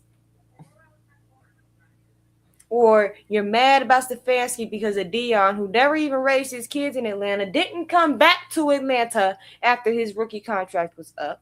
Doesn't really even mention his time with Atlanta. Shaq is more important to Atlanta than Dion is. At least Shaq's kids went to school here for a period of time. Mm-hmm. Shaq had a house in Lawrenceville.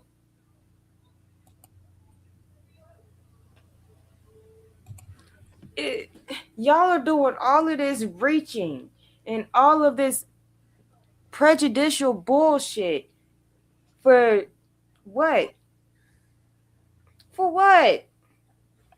But if it gets done to you, it's, oh my God. Did you not know there's a couple of, ignorance begets ignorance. Love begets love. Hate begets hate. I feel like there is a Bible verse that says something similar to that. Mm-hmm. But you get the point. They don't get it. Y'all are mad about Stefanski and saying that the Arthur Blank is unseated. You're calling Arthur Blank out of everybody racist. Y'all are such an unserious group of people. It is ridiculous. Arthur Blank, out of anybody, is not racist. About to say, how Mr. Home Depot racist? Get out of here. Exactly. You'd be surprised the conversations down here. It is nauseating. Because they hired Stefanski. And now y'all want to hate on Matt Ryan? Mm-hmm. First of all, y'all not even giving this chance an ounce of time for it to work out. And then plus he's married to Mr. Blank's niece. The ice cubes are so cute. If you don't know, Ice Cubes are Matt Ryan's kids. I like the hire. I'm like, you need somebody who can stabilize the offense. You have the pieces. He can stabilize the offense. Matt Ryan made that hire with common sense. It's the Falcons fans that act like they don't have any. I guarantee there are Falcons fans who would have rather see them take Michael Vick out of Norfolk State and name him the new head coach. Exactly. I don't know. Devin Booker got hurt. Oh Lord.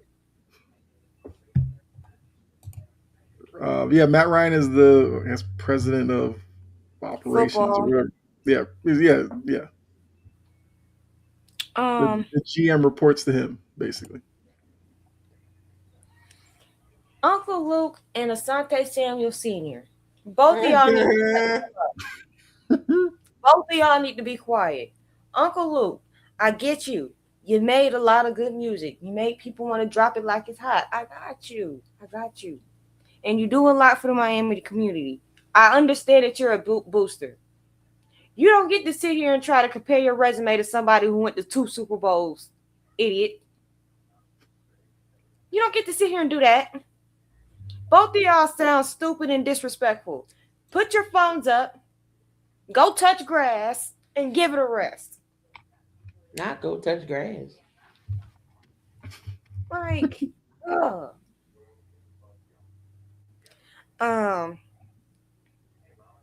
this one is a general one because, in places like Boston and Philadelphia and New York and Maine, Chicago, Michigan, they know how to handle snow.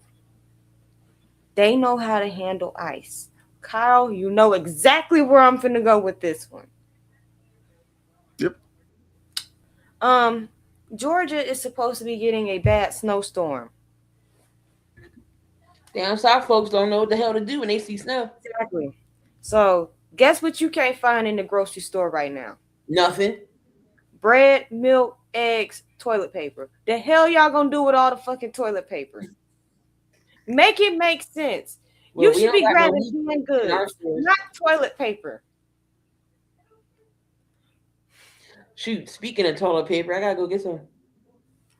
But y'all have some on the shelves because y'all don't go out and I bet y'all don't panic buy stuff like this. No, we do. They go after the water, the eggs, the bread, and milk. That's the first to go. Milk and eggs. Yep. Toilet paper, tissue. I'm like, and noodles. I'm like, bro, buy for what you need. It's cold, Burn. I agree with that. It is cold. It was 11 the other day. It's 50 degrees. I'm not complaining about it right now, but I'm gonna be complaining about it in a few hours. Yeah, right now it's 18. See, yeah, that's too cold. I couldn't do that. It feels like -3 outside. Oh hell no! Oh shit! Absolutely not. They do this every time you mention the word snow. People act like they don't know how to drive. Well, people in Georgia don't know how to drive anyway. That's a whole new different conversation for another day. Because the road rage you get, I bet you could be Phillip Rivers and you are in your car cussing at Atlanta traffic. Man, but back to these idiots. Do you realize that the world doesn't revolve around your household? Leave stuff for somebody else. Like if you have a house full of 3 people, 3 adults. You don't need 5 things of toilet paper, bruh. You really don't even need 2. Mm-hmm. But them big ass packs of things, like,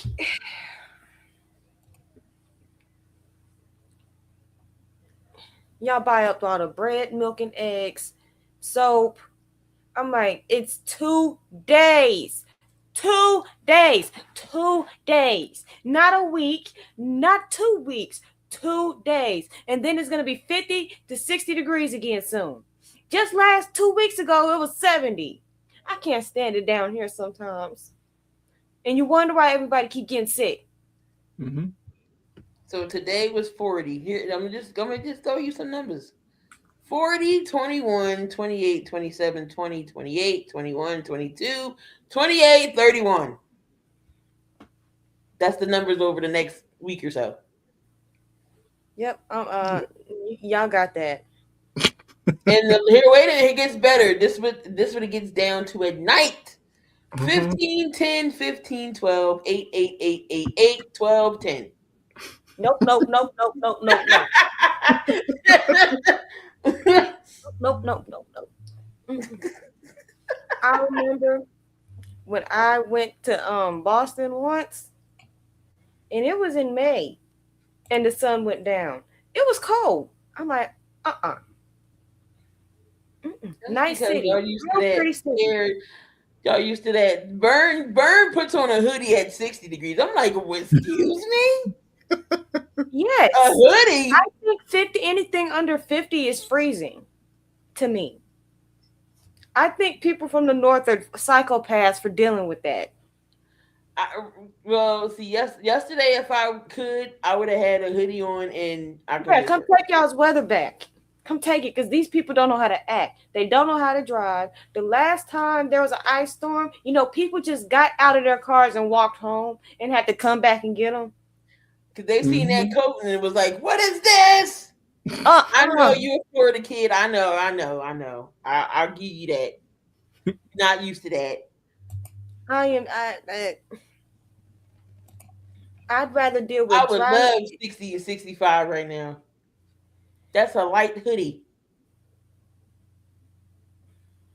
I don't have a winter coat, so I layer up. I have this compression shirt that I wear under everything. Mm-hmm. As long as my upper body is not cold, I'm not like, then my whole body isn't cold. But once this half starts freezing, it's a wrap. I'm like, oh my god. But yeah, I'm good. Yeah. And it's like, I know how to wear my layers because my mama from Chicago. Well, she's from Gary, but that's the same difference. And did you see the Rams social media post saying that the Bears have a long walk back to Gary? I'm like, y'all are so full of it. I am. One thing, the Boston has the best cannolis. And if I had the money, I'd fly up there just to get me a whole box and come back.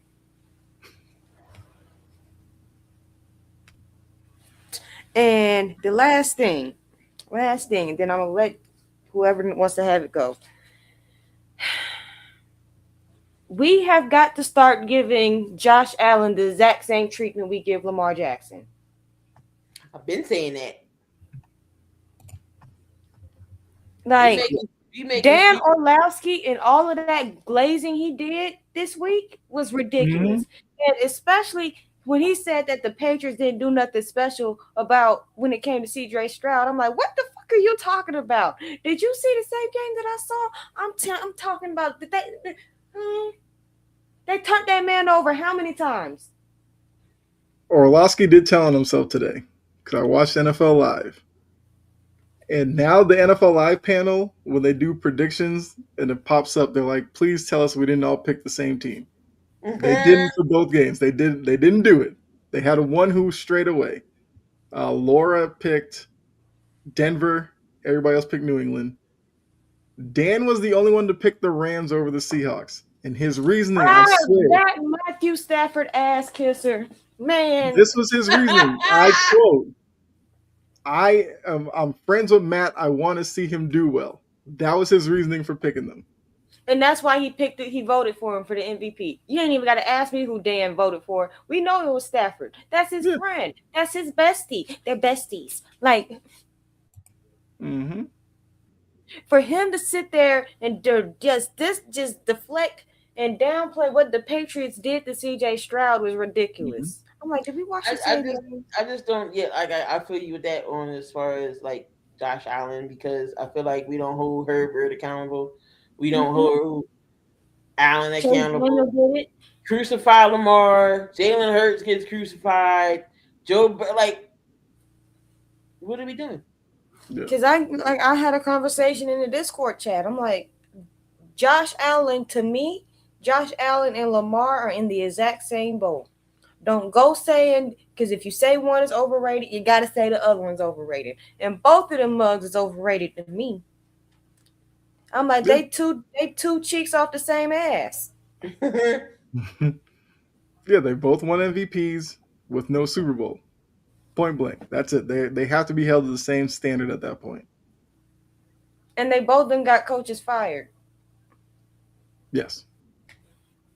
Add that to the list. Herbert's an interesting name. Herbert kind of just flies under the radar because we spend so much time with Allen and Lamar and all these other ones that nobody really talks about Herbert. Everybody's like, "Oh, McDaniel's going to come there and change it." No, I get so sick and tired of shady ass. You know, he was going to put on his list this week. He was going to get put on his list this week, but I had to give myself a break because I had him on here last week. He's always on the burn list. Yes. He get on my nerve. Butterbean head ass. He get on my nerve with that one gold tooth. He criticizes Jalen unnecessarily. I'm not saying Jalen is safe from criticism, but the stuff Jalen that Shady be doing just to downplay what Jalen Hurts be doing is aggravating to me. I'm like, first of all, you talk like you actually did something to win a Super Bowl. You didn't do jack squat. Nothing. Not a damn thing. Not a thing. You got two things. Exactly. Yeah. And then you're going to say, oh, is Shady a Super Bowler? No. I mean, is he going to say he's a Hall of Famer? Absolutely not. No. Yeah, My left pinky is more of a Hall of Famer than Shady. Get out of here. Okay, if he had to shut off one microphone, Shady or Cam Newton? Oh, I'd rather die. Shut off both of them. Nope, you got to pick one. Yeah, you can only shut off one. I'm gonna turn off Shady Mike. I can deal with Cam. I can't deal with no neglector. Yeah. Huh? I definitely. You know what? My ears would bleed, but I'd turn off Cam's and mic. Okay. Ocho and his silent laughs be the one that be having me dying because how you laugh fighting. You saw Raleigh? You saw Raleigh did that thing with Raleigh? Man. Yeah, the Raleigh, that was hilarious. Yeah. And that pissed me off too, because I'm like, what do you mean, Raleigh? Where are you getting the A at the end of that? What do you mean? Yeah. No, when he took a shot at Shea Robert Perdier, I hollered. He was like, wait, how much am I supposed to put in this? And he just steady pouring. I'm like, you finna grow a couple of hairs on your chest, Mr. Cinco. A couple. Yeah. Not SpongeBob. Actually, you know what? Because if I gotta listen to Shady, that means I also gotta listen to Acho. I'd rather listen to Cam than listen to them, either one of them, because both of them make me want to take their heads and just bang them together. Like, you two dumb ass motherfuckers. Like, I can't stand either one of them. Not Stick Him. Mad Dog isn't old, decrepit, and he needs to get the hell off my screen.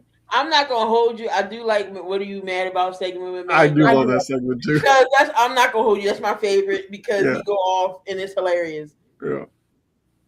That man, that man dogs his family all the time with that segment. Him and his gummies and Rob the bookie. Yeah, that's what be killing Like me. Mad Dog They'd be eating like, Mad gummies. Dog, you okay? I had half a gummy. I'm okay. I'm like, okay.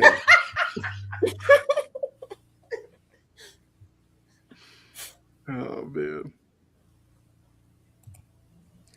I don't think he'll be bad. He'll No, man as long as he terrible. manages the game well enough. Denver could do something because we already He know can't Denver's turn the defense ball is over good. like CJ Cloud. It was always Yeah. Denver's offense is what I questioned the most. They defense bailed them out, kind of how like Philly did, but they offense was always suspect to me. The one thing that could help Stidham would be RJ Harvey to get going in the running game. Oh, just Problem don't. is, Oh, he with should be Locker good against. Shady, I'm gonna have to go with Shady. I'd rather listen to Shady Yeah. because Brooklock he Yeah. makes me so mad You that like your TV. Just say that, Jury. You like your TV. You do I not want to like break my it. TV. Mm-hmm. I- But I would agree. Yeah. As long as Stidham doesn't turn the ball over, I think he'll be fine.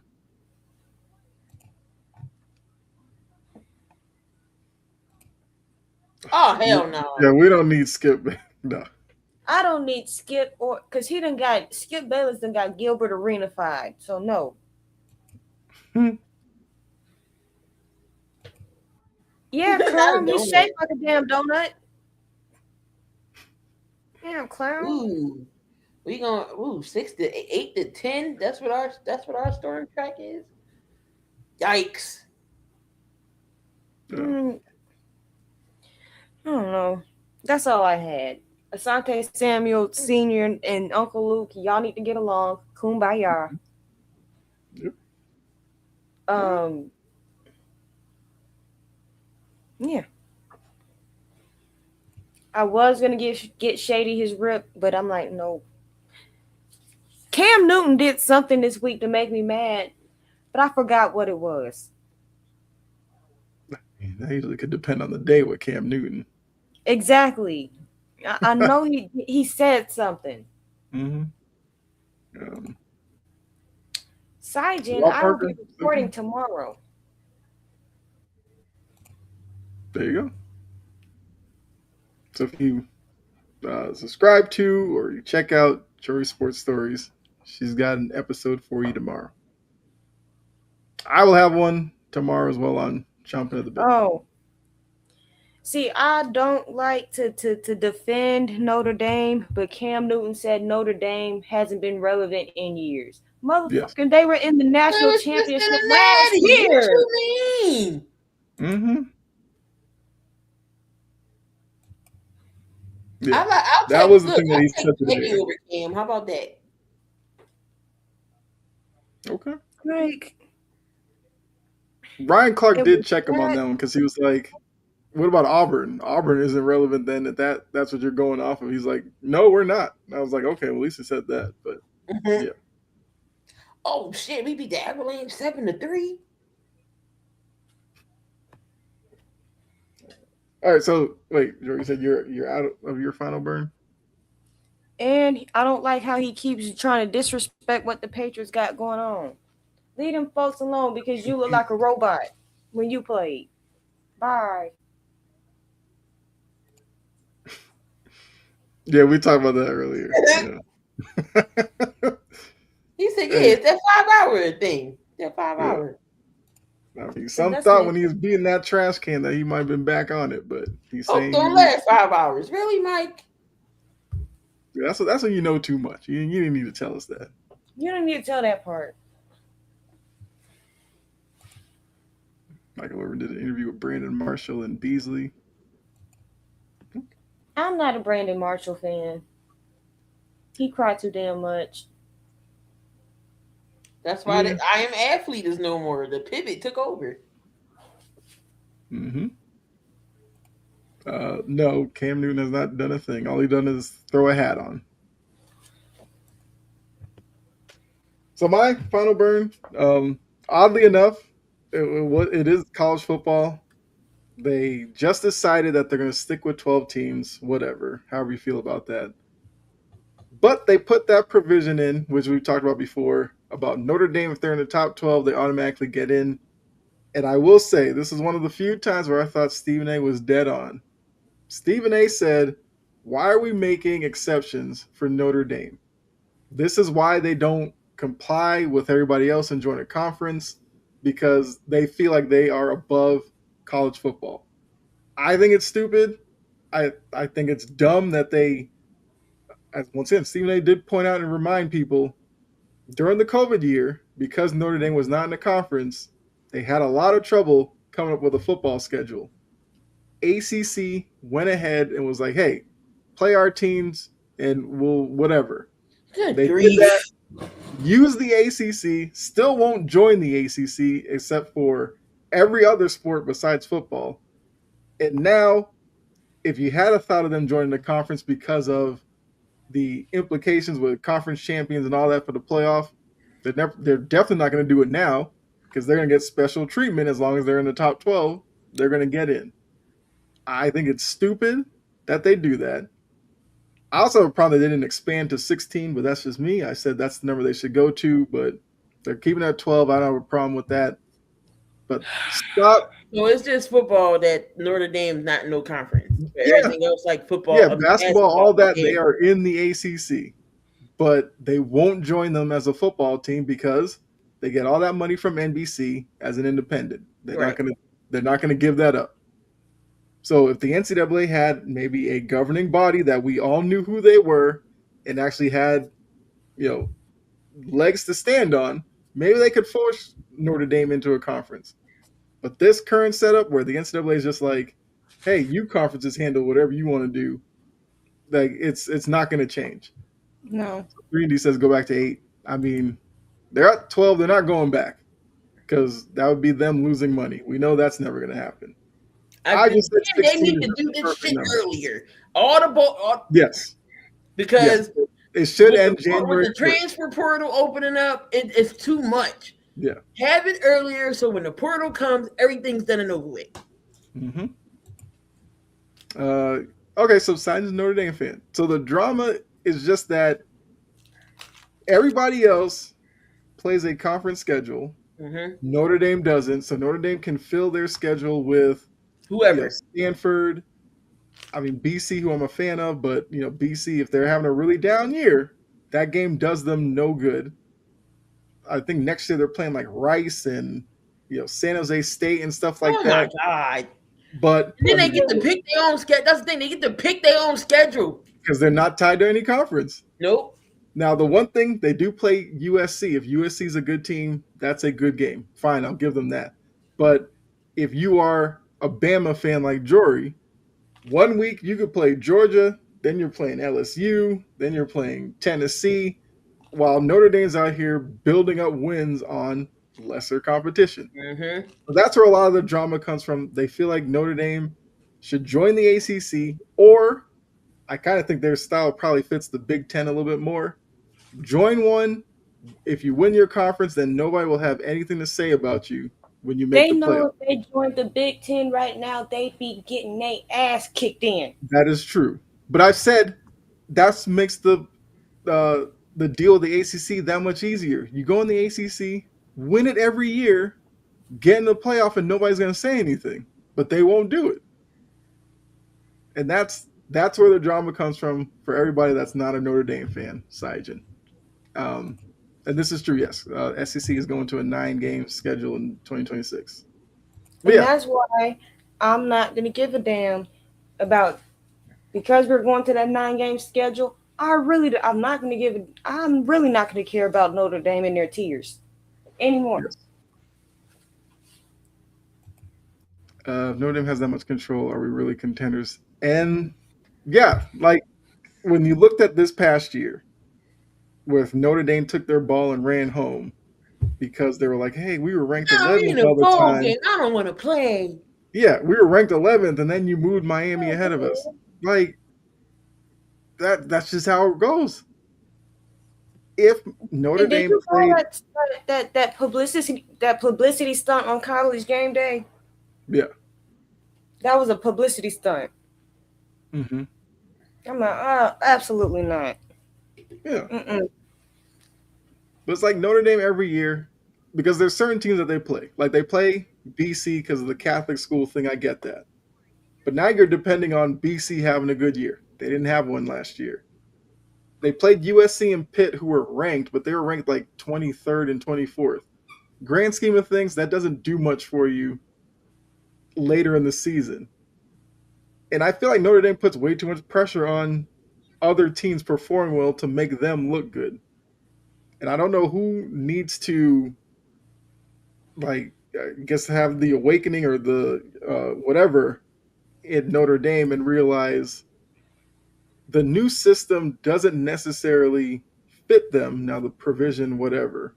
But if you're Notre Dame, shouldn't you want to be in a conference so you could get one of those top 4 or 5 seeds, maybe get a bye? You can't get that just with that provision of being top 12 getting in. You're still just going to be one of the at-large teams that can't get a bye because you're not a conference champion. I thought that'd be enough to push them to a conference. They clearly do not care about that. But that's Notre Dame. I'm sure they'll come up again when college football rolls around again. I did. Oh, go ahead. Because you really want to know why the Browns are an unattractive job? Because the Browns are reportedly a data-driven operation and are requiring head coaching candidates to, and I kid you the fuck not, complete questionnaires, a multi-part essay, a personality test, and additional homework. What is this? Yeah, what? Just promote You're Jim not going Schwartz. to ask me what my sign is. So I got to take an SAT just to be the Browns coach. Like, come on. I definitely would say, thanks, but no thanks. If I got to sit here and run a whole marathon, write about the marathon, run it again, write about it again, reread it, take a test about the marathon, and then complete questions about it, what? That is doing way too much.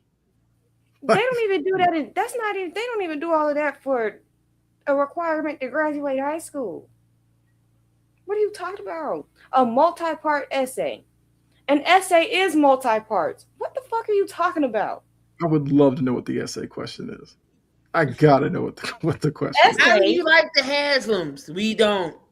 That is like you would think with them having those qualifications, there's some winning program up there, winning Super Bowl after Super Bowl. You haven't won anything in forever, and this is how y'all acting. And additional homework. I'm like, oh, wait a minute, I got to do. Yeah. Homework. Like the John Gruden whiteboard thing. Drop a play for me and explain it to me. Like stuff like that. Like, come on. Cleveland. Homework. Gotta have a thesis. You're right. How to be a trash organization. Right. People probably was being honest. They probably like, yeah, you're not the job. You're not the person for us. Yeah, I'm gonna need some reporter up there now to get, let us know what some of these questions are. Because I feel like it's gonna be some clown question, and then we're really gonna start laughing at them. Let's see. Oh, quickly, my last one was, I don't know if you guys saw it because it's a sport we don't necessarily cover, but the Naomi Osaka stuff. What happened? I've seen it, but what happened? Did she say something? So she's facing off against Sorana Thirstia. Right. And she's like 35, 36 years old, kind of towards the end of her career. I think she won the second set. She was feeling good about herself. And then the third set, Osaka just took over. She had an issue between one of the points because Osaka, I think Cersei had a double fault And Osaka was just like, "Come on!" So homegirl goes to the line judge and is like, "Can she do that? Can Oh she my say that god, now? Can she talk?" And the line judge is like, "It was between points. There was no problem with it. She's bruh. not doing anything wrong." Which, if you watch tennis, Yeah. you are out there on the court by yourself against an opponent, and a lot of times between points, you look up at your box, you might have a conversation. Mm-hmm. Stuff like that happens all the time. Homegirl wanted to be a sore loser. Osaka wins. They come to the net, they shake hands, and they shake the chair judge's Yeah, hand. she said, yeah, I know she said some words, and then she went her interview. Yo, I was She cranking up, but gave I her like wanted to know that what little quick I didn't know the handshake, like, "I backstory. don't really like you, but I'm gonna just do this." And then went to the chair judge, and Osaka's just like, "What are we doing?" And then Osaka had to describe it again on the court interview, and she's like, "Yeah, what happened between you two?" And she was just like, "If it was a problem, she could have came and told me. I would have been like, okay." Apparently, I said "come on" too many times, and the crowd was like a Jerry Springer crowd. They were just like, "Ooh!" And I was like, "Y'all doing too much." But and then Saka looked over at her. She's like, "Well, I'm not sorry, so it is what it is." And everybody's like, I felt She so is bad for petty. her. She had to describe this, which was a nothing that Cersei had turned into a big thing.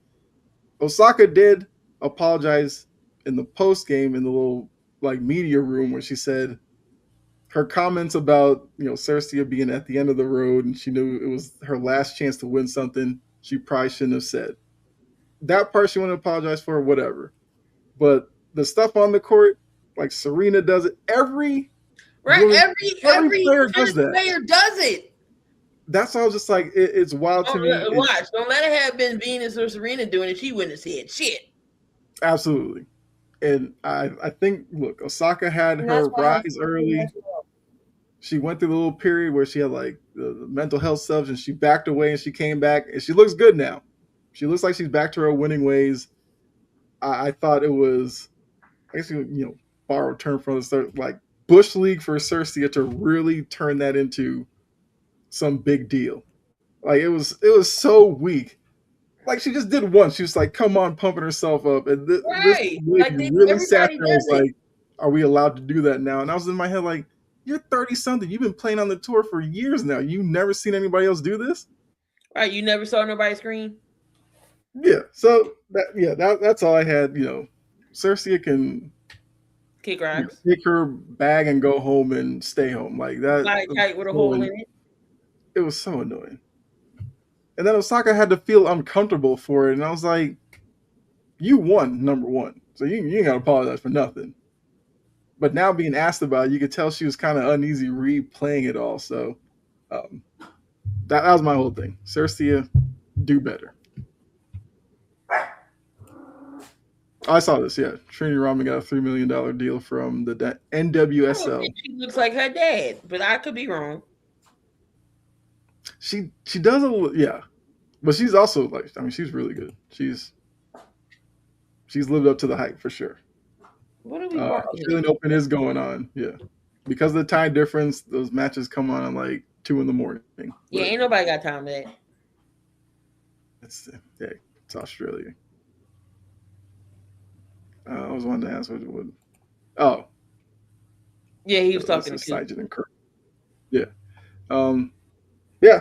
That's final burn segment for this week. I guess anything you guys want to add before we get out of We are here? not in grade school. People, Right. stop buying all the shit off the shelves. Leave stuff for everybody else. Falcons fans, grow a brain. And stop acting like only one brain cell work at a time. I will be recording my episode tomorrow. Lord's willing. Yeah, that's all I have. Please, for the love of Christ, do not hire Jim Bob Cooter. Please. Please. Yeah. Brian Daboll. I guess if I was gonna make a plea to a team, Steelers, just go ahead and give Flores the job. Because the last thing we need is for him not to get it, and then the conversations. He just seems like the perfect fit. Jory, I forgot to say something. Like somebody said, Robert Saleh is like Mike Vrabel light.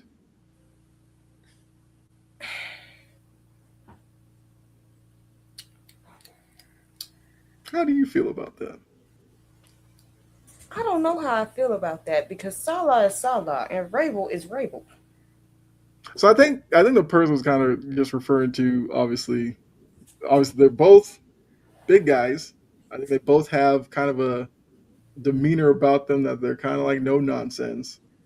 Even though a lot of people said Vrabel's kind of gotten a little softer with New England Oh than yeah, how he was perceived in Tennessee, but I feel like a lot of people are using that as a way to say Tennessee might have sneakily got a really good hire that could turn things around pretty quickly in Tennessee. I feel like if that's why that's they're how saying they're it. I don't using know. it, then I like it. I just don't like the two being compared. Yes. Oh, so I just said, Key, you must have had something to say about that. What? No, With I was Salah being the just Vrabel how I'm way. sitting. Oh, they have not hired an OC yet. As Jory said, if Dayball doesn't get the Buffalo job, the reporting is he will join Salah in Tennessee. Although I did see Dayball, I think it's interviewed for the Eagles OC job. Supposedly. Anybody but Jim Bob. Right. I mean, that could have been the title. Anybody but Jim Bob. But yeah, so appreciate all of you that were in the chat. You guys know we love going back and forth with you all. So make sure you check out the games this weekend. If you are in one of the areas that was it Winter Storm, Fern, or whatever, if you're in the path, hopefully you stay safe, stay warm. Hopefully your power doesn't go out. God forbid. I pray to God my power don't go out. It's gonna be sad if it do. Yes, Because my I my mean, man child wouldn't have nothing to do. mhm. I wouldn't hear no I mean, yelling. it's even more than that. You have some people who need it for medication and stuff. So hopefully, people can be safe out there. But we will be back next week. We'll have a lot more to talk about. We'll have final burns. You already know. Maybe Shady makes it back on. We gave him a couple of weeks off. He might be back on next week. And if any other hires happen, we will talk about it as well. So thank you all for Jory Sports Stories. Make sure you check her out. You got Key, always in the building. She might pop up with a watch along or something. You never know. And then you can check me out, Chomping at the Bit. Appreciate all of you. Like, subscribe, follow Wire to Wire Network. All right, I think I got all out there. So we'll see you next week. All right, bye.